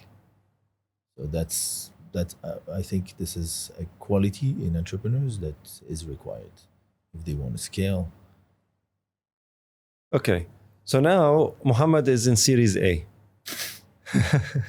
Good. He's Series A. He's happy. He has the 10 million fund. What's the Series A size? About $5 million? I would say one. 1 million. I think you can. Okay. But Are you talking valuation or AR? no, we're talking not AR, not revenue. I'm talking about raising money. So if he's in Series A, he raised about 5 million, 10 million maximum, right? Yes, max. Okay. So let's say he was able to raise that amount of money, or let's say he's seed now and he wants to raise that. So the valuation is, let's say, 30 million, 40 million, 50 million, whatever dollars, and he wants to raise 10 million, right, at 20 or 10%, exchange, equity exchange. So, or equity share sort of model. What does he have to do now? How does he take, let's say you're the seed investor. Does he come to you and tell you, what does he do? We would definitely help and facilitate because we do it for the earlier. Normally we exit at that. When he Whenever. transitions. Yes. So you sell your own share. We stay until Series A because we're early stage, right? Yes. Unless it is too early, High potential. then we'll. And also we have the capacity to follow on, right? Right. Okay. It doesn't mean you want to, but you may not be able, right? Oh, as a founder, you mean? No, as an investor. Okay. Right. So you don't have enough dry powder. Yes. To invest. This happened to us with the first fund was very small, and some we had to exit. Is it because of the burn rate as well? So they spent No, more than. it's just like you don't have any more money in the fund to continue investing in that startup. So How can this happen? Well, the fund is limited, right? But you committed. Let's say. No, you invested everything. You finished that. So okay. I'm talking about the follow-ons, right? Right. Oh, okay. Then you exit. So that's another raise, right? That's another from the company, and then you exit usually. Right. And then ciao. And then that's it. So That's it. you take your. So you give. You sell the shares of the fund in the company, and that company gets invested by someone else, yeah. and then finish. That's the. But they have to come to you and tell you, as part of the board of owners, we are shareholders, and shareholders. we're co-founders. Exactly. Usually we have 30% equity. Yeah, that 30, makes 40. sense. Yeah, between 30 and 40. So we'll help in that. Otherwise, there are agents, and there's very different mechanism. And that's the end for us of the story. Okay. And usually, do you dilute, or do you when you sell? How do you? So let's say you're 30. You sell. It depends on the buyer, but most of the time, you'll have to exit 100%. Right. So we'll sell 100% of our shares in that company to.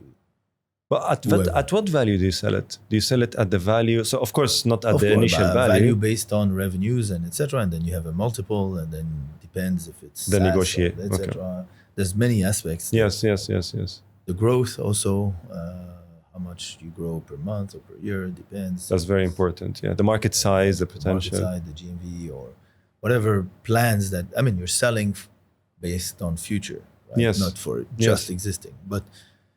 It will be based. The baseline will be the revenues that it has, that company in that stage, and then finish, and you return that money to the investors and to the partners, and etc. And that's how it works. And okay. Yeah. I would say the one thing that at that stage, danger is when you raise a lot of money and you have a big entry of cash, is this discussion we had about having too much and thinking that anyway I have. So you have an effect on the employees also, because employees will see just the headlines, but it doesn't mean it's exactly this amount that comes into the bank account of the company, because X million announced might be used, half or more might be used to take partners out, like investors Yes, or yes, yes, shareholders yes.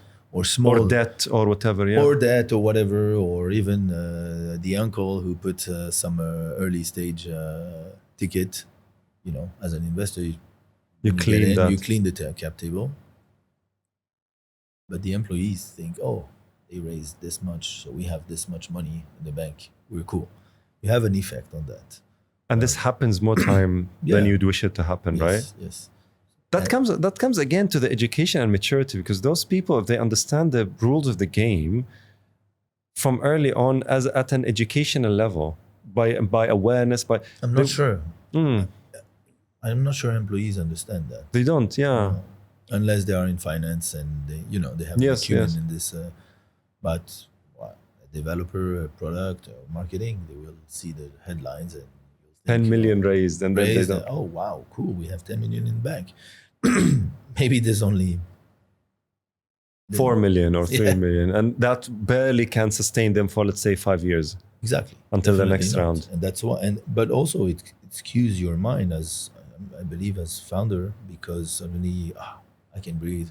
Okay, let's hire, triple down. So you increase your burn rate without even taking into consideration the amount Why that not? I mean, that's the danger of perception. yes, of perception, of receiving too much at the same time, and be mindful of how you spend it, because sometimes you expect revenue to grow when you invest human capital, or invest in tech, or invest in this or that, or marketing. Business development, marketing, yeah. How does it pick up?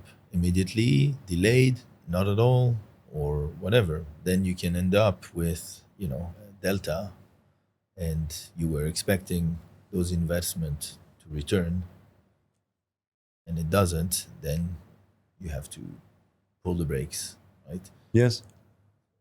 These things.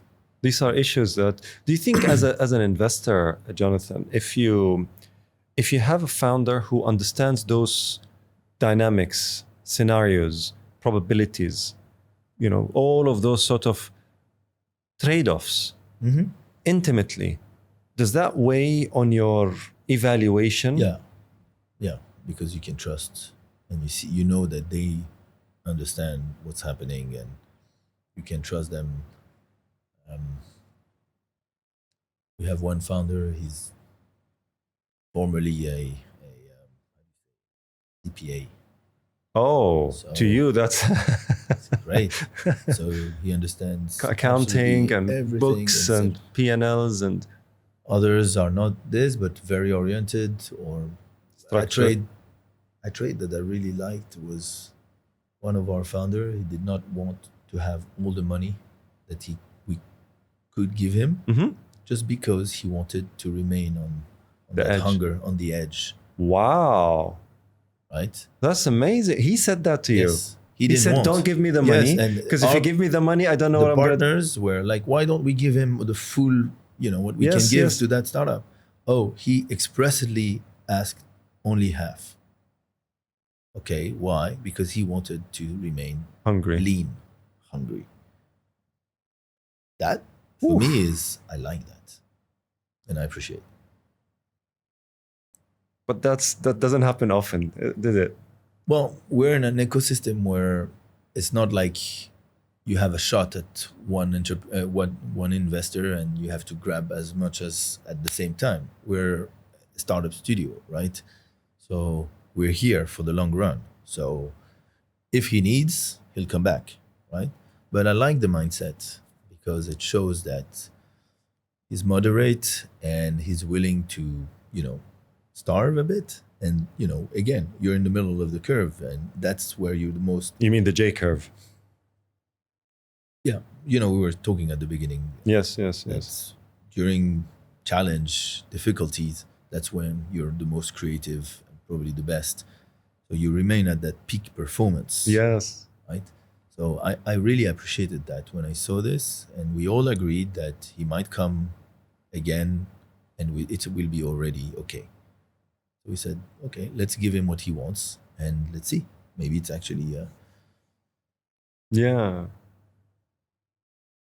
Wow. This is selfless thinking about themselves and worrying about your money, and at the same time extreme self-awareness of their own motivations, so they don't hold their own like they hold their own incentives, like no, dangle the carrot.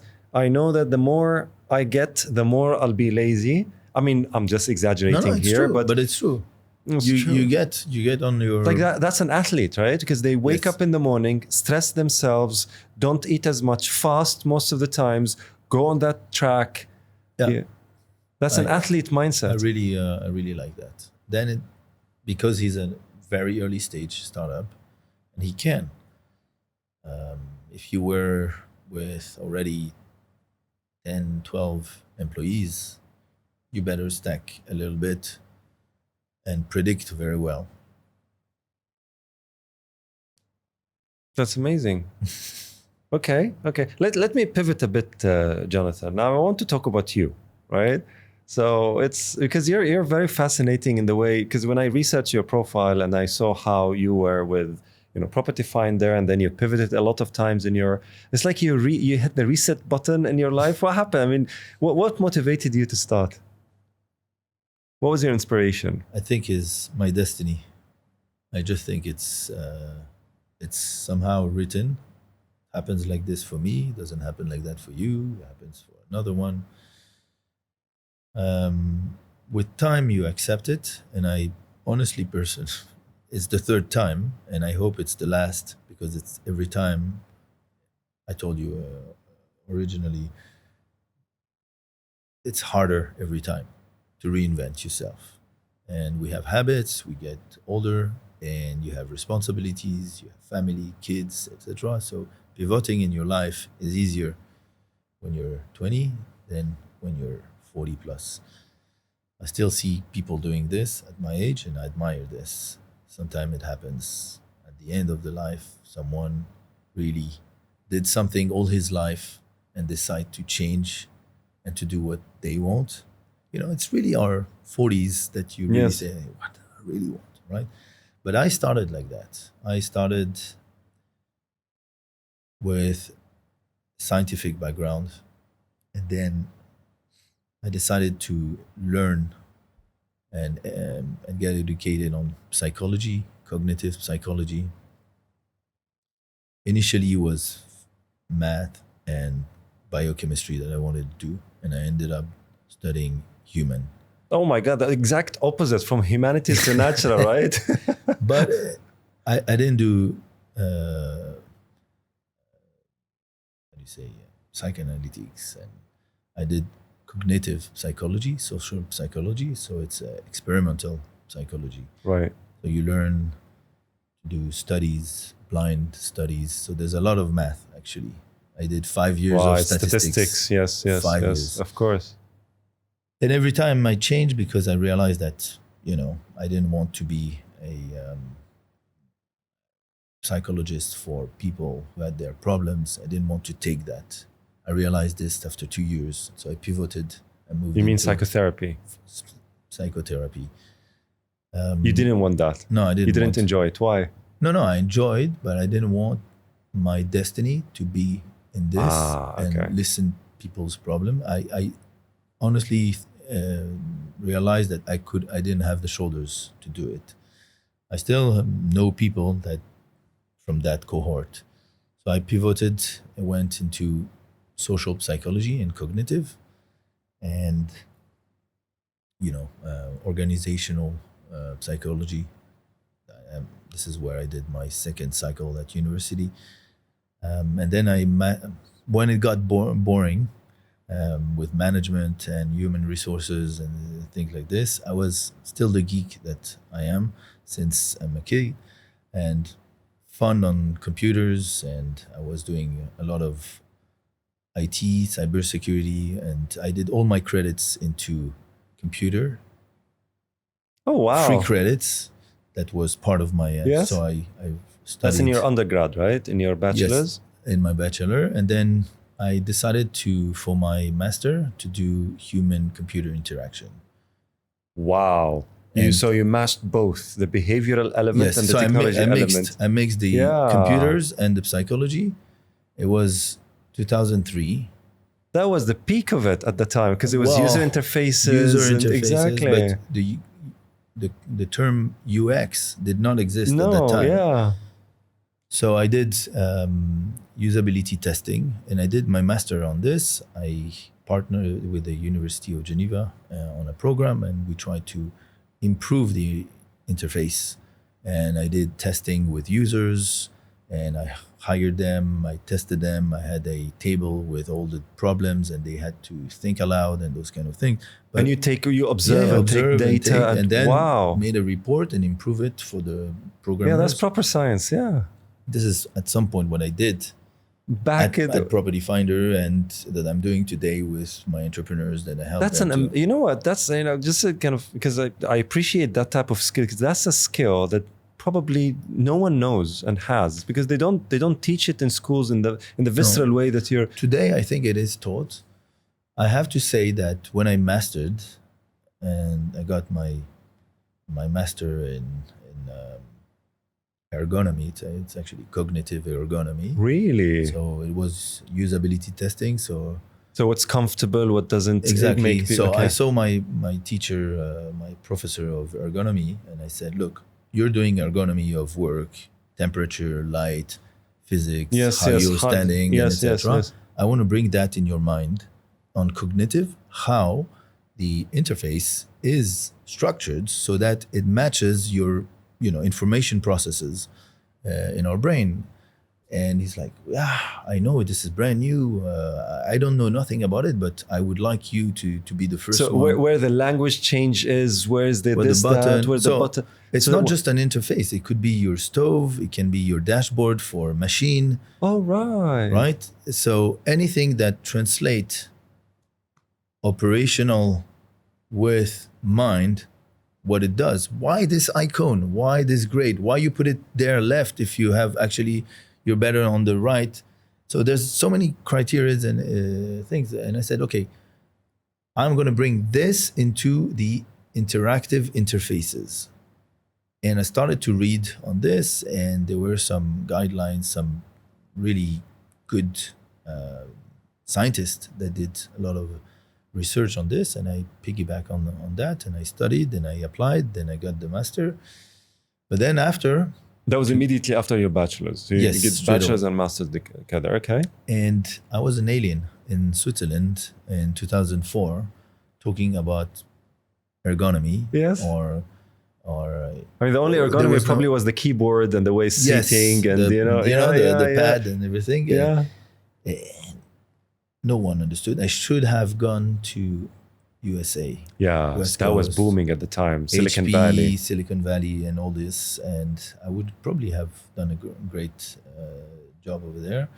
I don't know why. I stayed in Switzerland, and my parents were, separating each other at that time. My brother, at that time, 2004, was moving to Dubai, so there was nobody home. My dad is a art dealer since the 90s. And he's like, okay, well, while you're here, I have some business going on. Maybe you can meet my clients. And I'm going around. I need a break. My mom left to see her sister, and etc. So I was the only one in Switzerland, and I to take care of the family business. To take care of the family business, but I was so young and meeting, much elder clients. And it's art, so probably also Dali, Picasso, and those kind of things. And so that's my first pivot. So suddenly from tech, psychology, and everything, experimentation, suddenly go into art. And I didn't know nothing about art. I didn't study history of art and everything. And I had to learn everything, on the field. It was challenging. Like, it took me a year and a half to sell my first big painting. A year and a half. That's a long time. Yes. That's longer than selling an apartment, a penthouse. I sold a Basquiat, though. Jean-Michel Basquiat. Oh, okay. Do you know what drawing is that? Oh yeah, this is Van Gogh. Which what? Van Gogh. Van Gogh. Yeah. Straight away. Straight away. Of course. Um, so I did this So work a year fully. and a half to sell your first big Maybe a deal. year. It was That must difficult be because people tough. don't know you. You have to Yeah. learn. You have to learn the lexicon. You then need to learn how to sell. There's every area there is the specialty and the term, the jargons, who you know. Also, same as here. Who are you, right? Yes. Okay, my dad, whatever, but I don't know you. I don't see you in art fairs and etc. So I built up my network. I created my company, and I had a gallery in Geneva, in the Freeport, and bonded warehouse, and then had business partners in Berlin. It's my past, This is and okay. and Okay. then let's say fast forward 10 years. Um,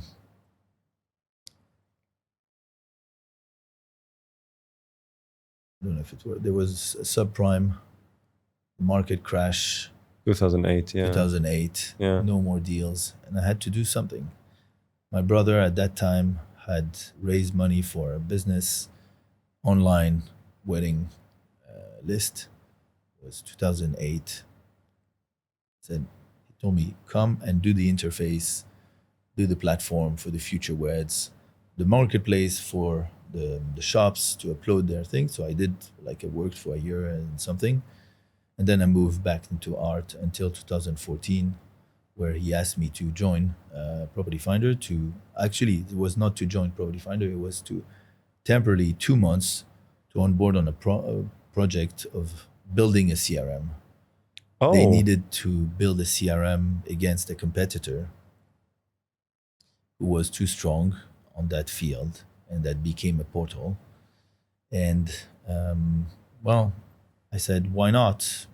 And he's like, I really need you. It was like Thursday. I really need you Monday in Dubai. I moved in. So your brother was already in Dubai. Yeah, since 10 years. Okay. So now we're in 2014. Who's your brother? Michael Lahyani. Okay. Lahyani. Okay. And I moved in, and I got catapulted on a fast-paced project of building a CRM for real estate agent. I didn't know real estate. I didn't know. I knew tech, that interfaces, but I didn't know how to manage CRM a is not team, yeah. developers, QAs, designers, Databases. Yeah. all these things. Crazy. I had to learn everything. It was so hard. It was really hard, passionating. But again, this is the second time that I reinvented myself. And after, again, a year and a half, you start to emerge. You have a product, start to, be okay, generate traction. And it's very hard that even harder because you're a bubble inside a company, Property Finder, yet very young at that stage in 2014. It was like 60 people here. But then what are you doing? Do you generate revenues? No, it's not yet ready. So it was a startup inside a growth stage company. Yeah. And I built that with my team and hiring a team. I had a team in France, a team here. I did the entire product myself. And every weekend I was out on the market simulating a buyer or a tenant, meeting real estate agents, talking with them in the car, understanding what's their pain point and those kind of things. And, oh yeah, when are you moving? Yeah, in 2 weeks. Okay, sorry. If I say 1 month, they're like, yeah, come back when you're ready. So I was faking that Wow. for a long time, for more Yeah. than a year, to understand what they do, what they need, what's their pain point with their current system. And I was going to their offices, looking how they work, somewhere on paper, somewhere on The real estate agents. Yeah. Somewhere on Google Sheets at the time. So imagine you have a Google Sheet of listings, and then you have a Google Sheet of leads, and you have to reconcile this. And of course, they don't know how to do pivot table. Yeah. And I said, look, I have an interface for you. It's actually easier. You have a list, and then you click, and then you have the property, and then in the property it's linked with your lead, and etc. that's how I built it. That was sort of also business development. So it's a product development and business development at the same 100%. And I time. had the customer care. Thanks God, it was handled by an expert at Property Finder. The sales by a sales team and someone who's working now with me on sales. But yeah, it was a full-fledged project. And by the way, when I moved, I was married already. Oh, right. So your my second wife, pivot is yes, you were married. I was married, my wife, and we were just, young couple, no kids. We only had dog. And she remained in Switzerland for a year and a half while I was here and No going back and way. forth. So it was a bit more challenging, but after she moved and she came here. And then product grew. And then after like 4 years, we started to really compete and hurt our competitor that I was aiming for. To Yeah.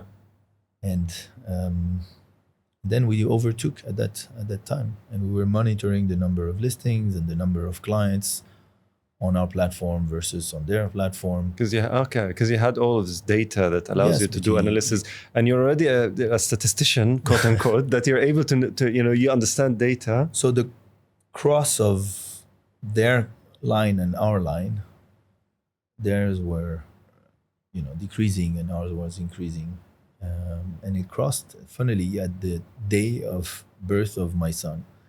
Wow. And that's amazing. That was a big moment when we had more clients than them. And that was like a pivotal moment. And we tried to acquire them for many time and they didn't want.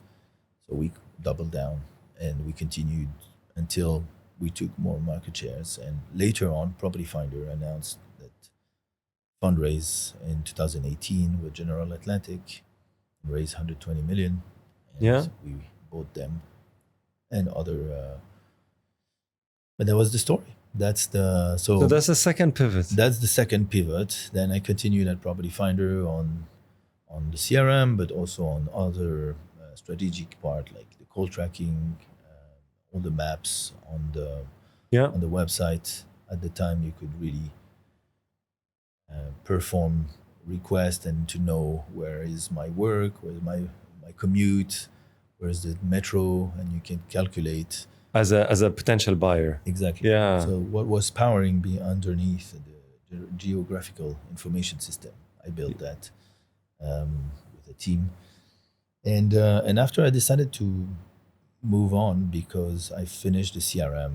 The CRM beat the other one. We acquired it. My mission was complete. The other project were finished. So I decided to. So now it was business as usual. Yeah, and also was the brother of the founder. It's a very, again, that's the learning. I tell you also, it creates singularities across a table and decisions. With all the politics and the decisions and the favoritism. The CEO takes this. Oh, wow, of course. So because people will start thinking, but the more you grow, the more it becomes, there's lots at stake. People will start questioning, and then there's like, oh, nepotisms, favoritism. Exactly. But it's natural. So that's the right moment. And also, I decided by myself to leave. And it was at the peak. No one asked me to leave, neither my brother nor anyone saying, hey, it's time for you. I decided at peak. Even my wife did not understand. Was that why you left? Because you saw some sort of a wave coming your way? Yeah, it was changing. The company was changing. There were, new C-level coming in from top companies. And I worked with them very well. But I didn't have my place in this. And it would be very delicate to be there. And I thought that it's better to leave on a success note rather than waiting too long and, it doesn't happen so well. Risk it, you mean? Risk it. So, I had a party with employees and big cake, nicely, super done. I cannot say anything on my way out from Property Finder. It was handled perfectly. Yeah, and that's the third pivot. You come out from this. It was after COVID. It was a very difficult time. What year was it? 2021. 2021. Ooh, exactly after okay. Just after COVID, layoffs, and it was burned. Everyone was burnt. Yes. And I took 8 month sabbatical. Mm-hmm. Needed a break, and that's where I really read, did some programs to learn, try to enrich myself, and travel helped me to get back on track, literally. So Travel. yes, How anyone so? because it takes your mind away from where you are. The energies here change. You change. You just get out 2 months, go travel, do 3, 4, 5 countries. You'll come back a different person. And then that's when I started to work with the Lab Ventures, because when I announced that I was leaving Property Finder, the founder of the Lab Ventures, Fernando Becerra, who's actually a classmate from Switzerland, No way. that I didn't see in 20 years. And we were in high school. We did the scientific No way. That's bachelor amazing. before university, right? And I haven't heard anything from our 18 or 19 years old until 2021. And he reached out, hey, I've launched that fund, and the first one, I have startups, I do this, I do that, and we're operating a bit in the same industry. Let's catch up and let's see. And I started like this, and it was great to meet him again. And I went to Spain. I met him after 20 years. It was insane. And then I started to see what he was building, the startups, the everything. And then I, started to advise his CEOs, CPOs on strategy and product. And slowly I came in to the business as partner, and we raised the second fund together, which took 2 years. 2 years to raise the. Well, it took 3 years to build a fund. Like, Was it a the 50 million? strategy- Was it a 50 million fund or 30. 30? We ended Okay. 30. But to build a fund, I did not expect that it was so hard.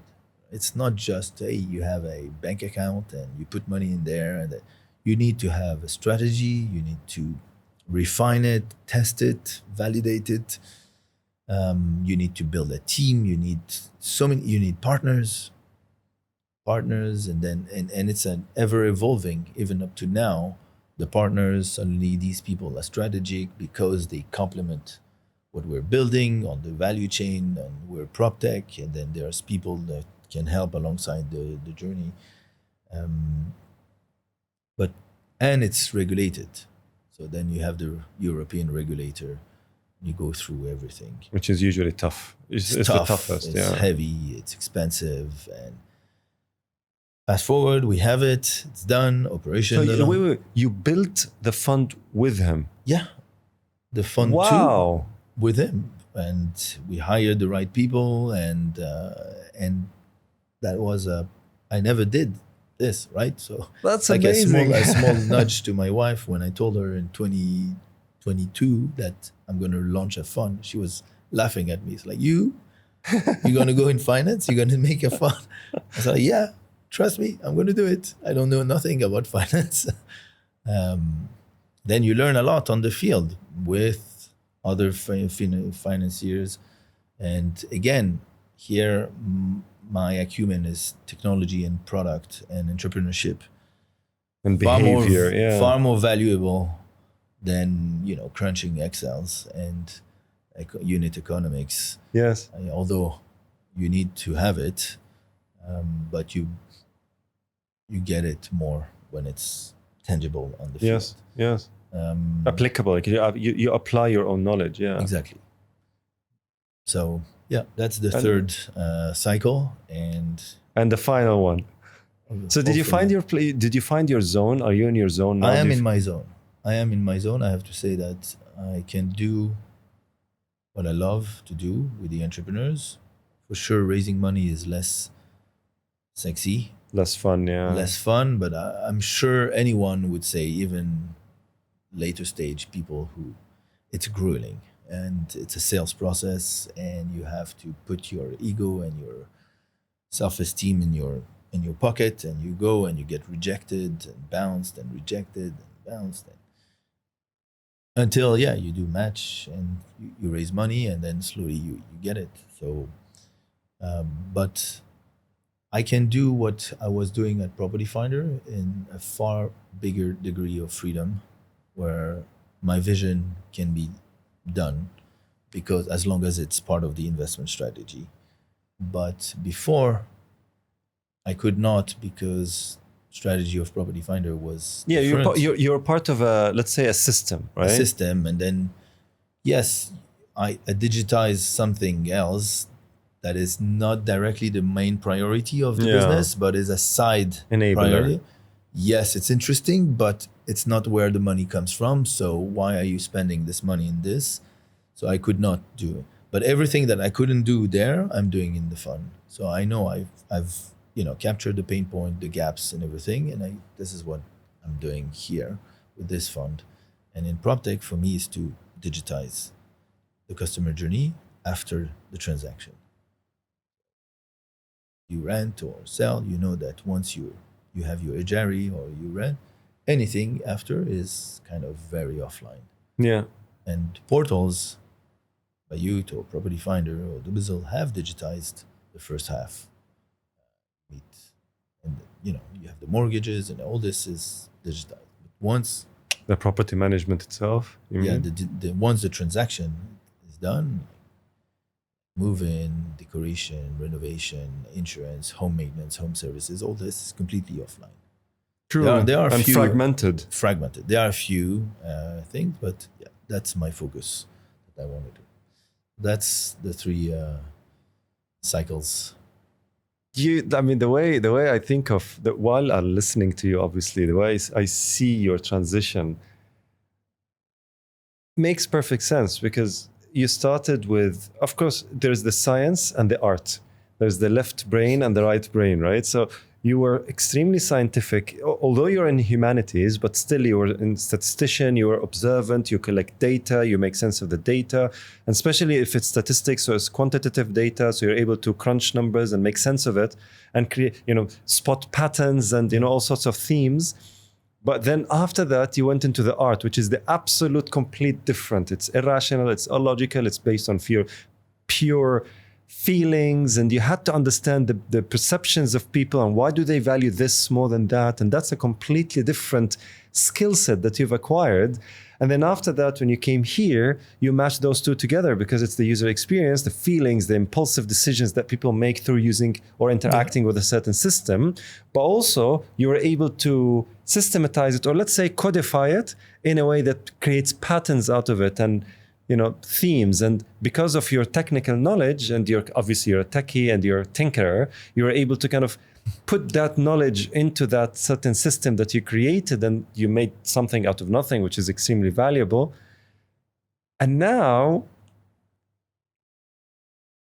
you're on a multiplier journey. So you're not doing one thing, you're multiplying that into everything that you touch. So I'm a platform. You're a platform. That's true. That's true, because you're like someone who got his hands dirty with almost the 360 of the human thinking and intellect, whether it comes with the rational and the irrational, the thinking and the feeling, right? The way people interact with anything. So the way you are able to and now because you're dealing with all of those startups, you're able to add that much value and multiplier to them because of the vast amount of knowledge and to my LPs. That's the main. That's the thing. That's the vision. That's because you're doing that to grow it for them. What I like is that I can do it in a sort of decentralized way. Yes. Right? It's not under one roof, a Property Finder that does everything. It's the lab, and it creates startups that are independent and sovereign to do this, and they will do themselves and collaborate together to achieve this pattern. This is what I really enjoy. Wow. It's That's amazing. it's a fun, and I hope it's. I'll continue this probably with different stages, right? So for sure, next fun in 3 years, we'll be talking about a different strategy. I don't know. It's again discovery pattern. I cannot tell you what's life will be in 3 years' time because of what is happening now. The rate of change every 6 months, we can do things that were not possible 6 months ago. And we thought it would come in 2 years, and it's in 6 months. The rate, the acceleration, it's exponential. The S curve is Yes. It's shrunk. It's shrunk, and there's many. That's what I'm trying to say. It's shrunk both ways, the X and the Y. Yeah. And it's really it's exhilarating, but to predict this, you cannot have too much vision, and you have to predict that it's going to change far faster than even it's being announced. Yeah. So, the other day, like 2 weeks ago, the CTO of Microsoft announced that in 5 years, 95% of the code will be done by machines. Yeah, I heard that. 2 years. At this rate, it's going to be 2 years. Yeah.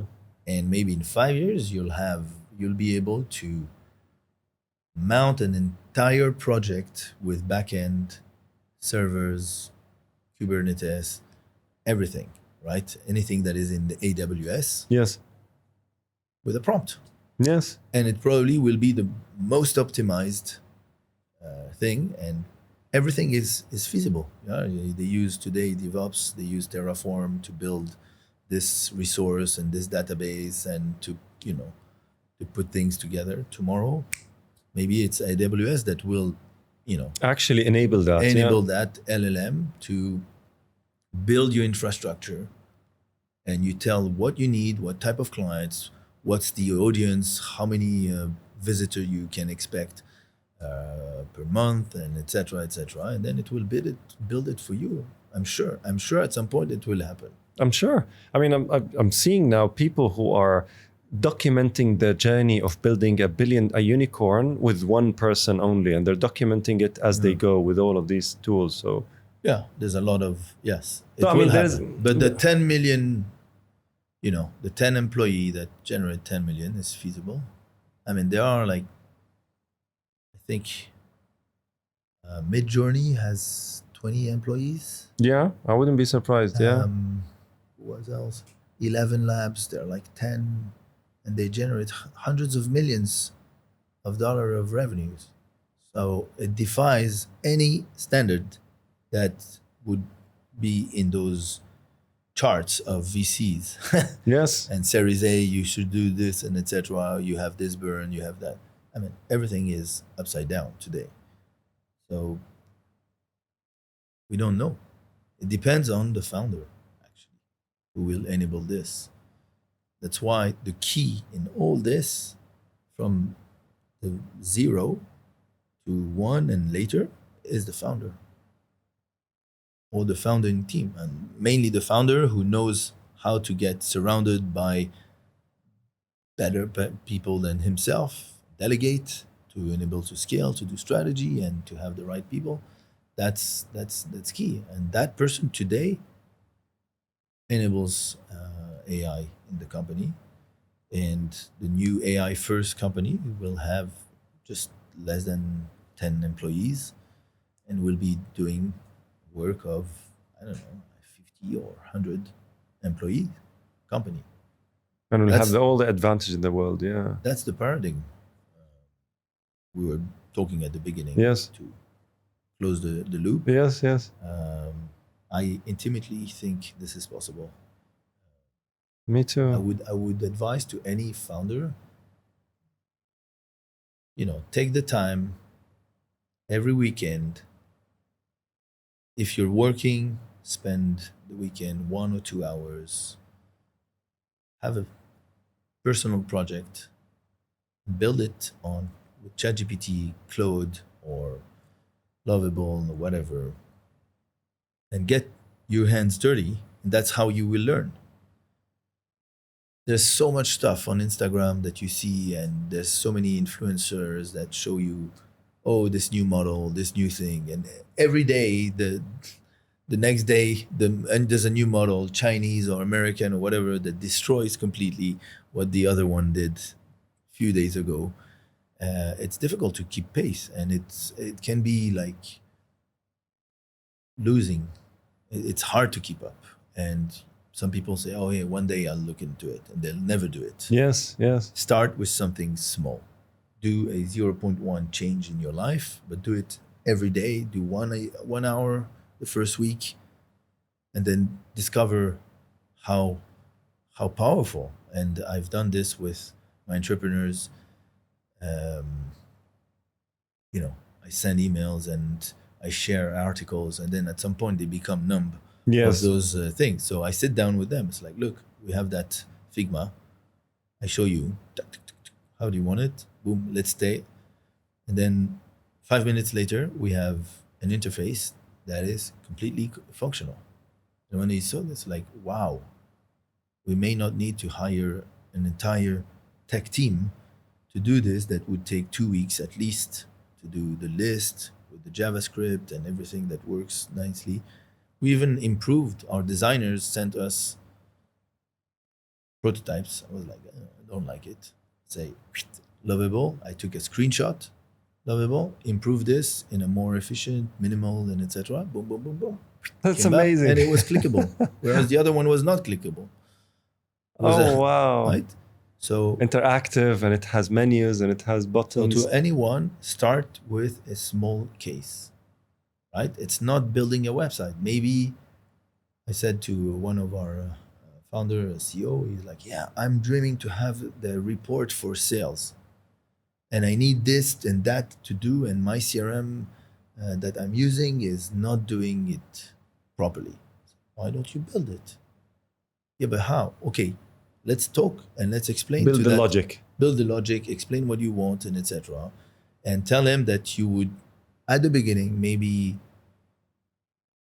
upload or drop down, CSV files that you export from the different places of the CRM, and then he has to do the crunching and the display, the visualization, plus the upload feature. Boom, done. That's your first Gen AI project.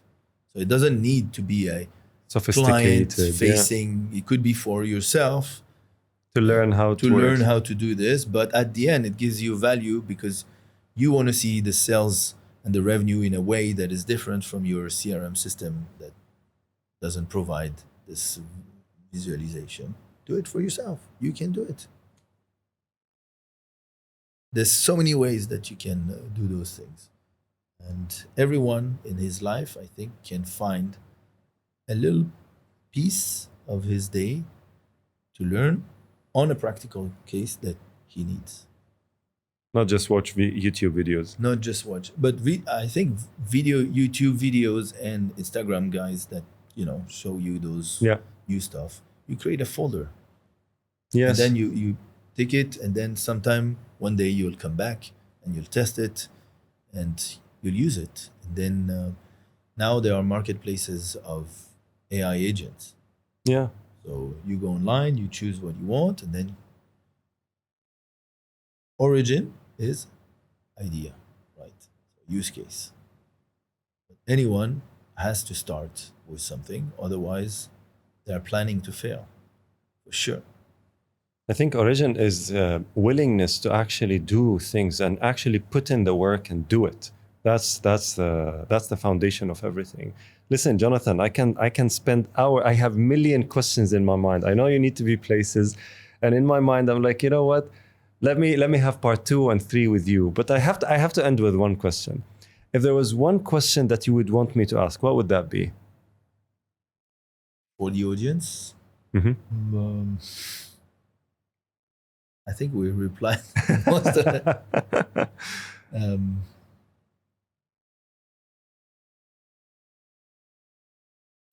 Since it's AI, as a parent, how, if they are parents in the audience, what should we do to help our kids face what is going to come, right? And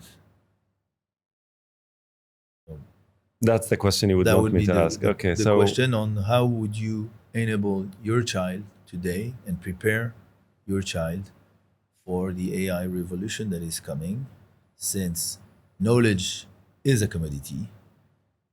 Should we send them to good schools, or it's useless to learn because ChatGPT will know everything or not? And how do we start with them?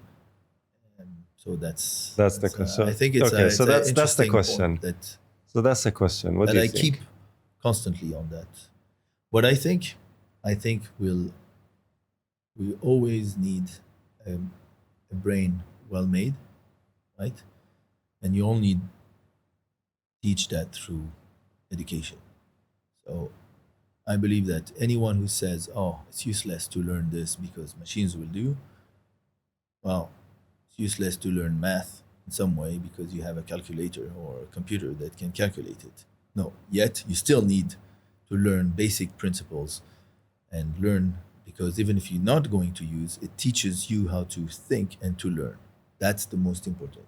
Teaching how to learn in the future, and of course, teaching how to think well is good, right?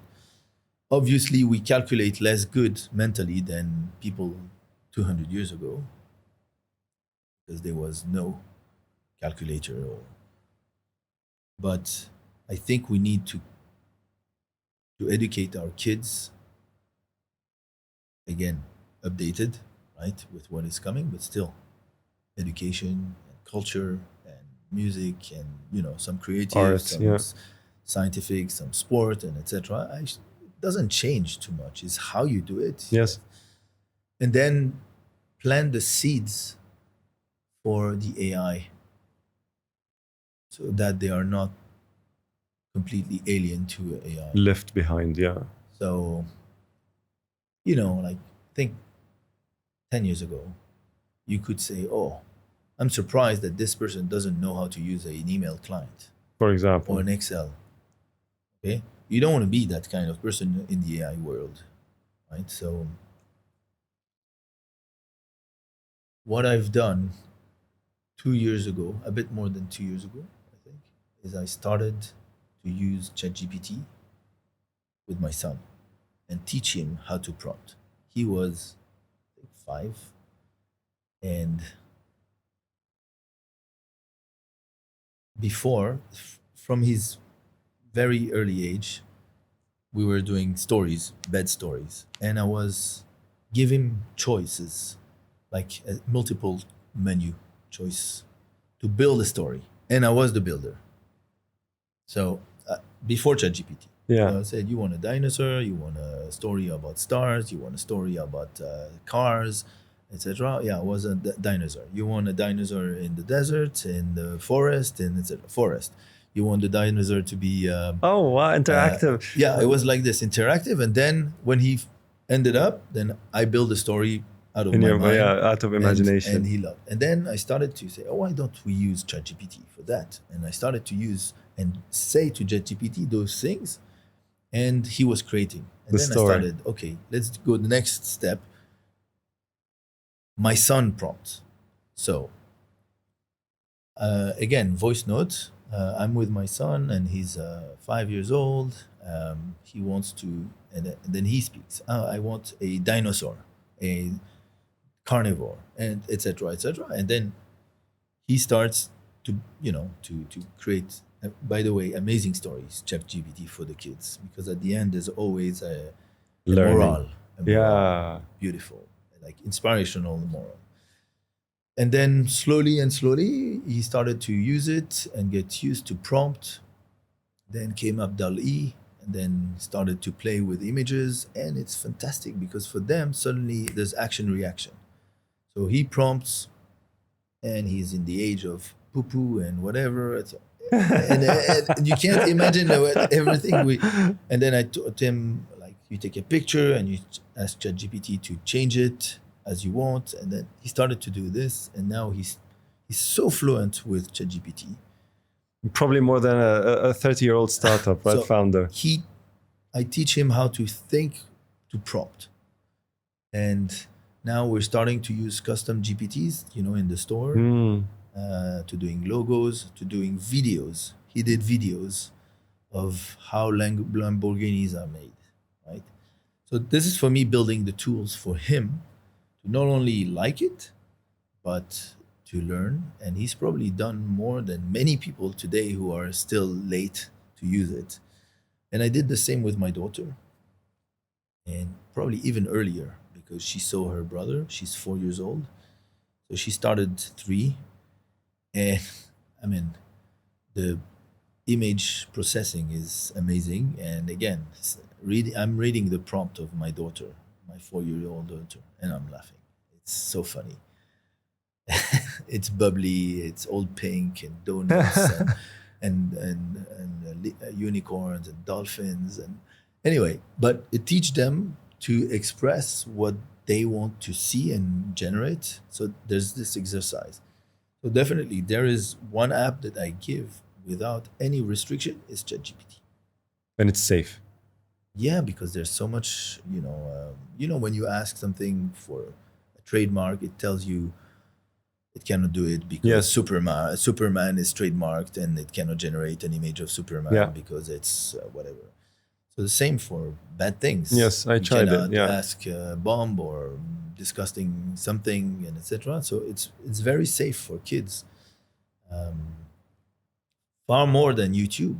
Of course, 100%. Right? Oh my God, 100%. Even YouTube Kids, by the way. Yeah. I banned all of YouTube because it's No, it's dumb. It's very another. dumb. It's Yeah, not those that- influencers with their kids and doing really crazy stupid things. very stupid things. It's just crazy. I know. So, but ChatGPT is really, and for me, this is my investment in the this. kids. So, the next step I want to take my son to is robotics, and start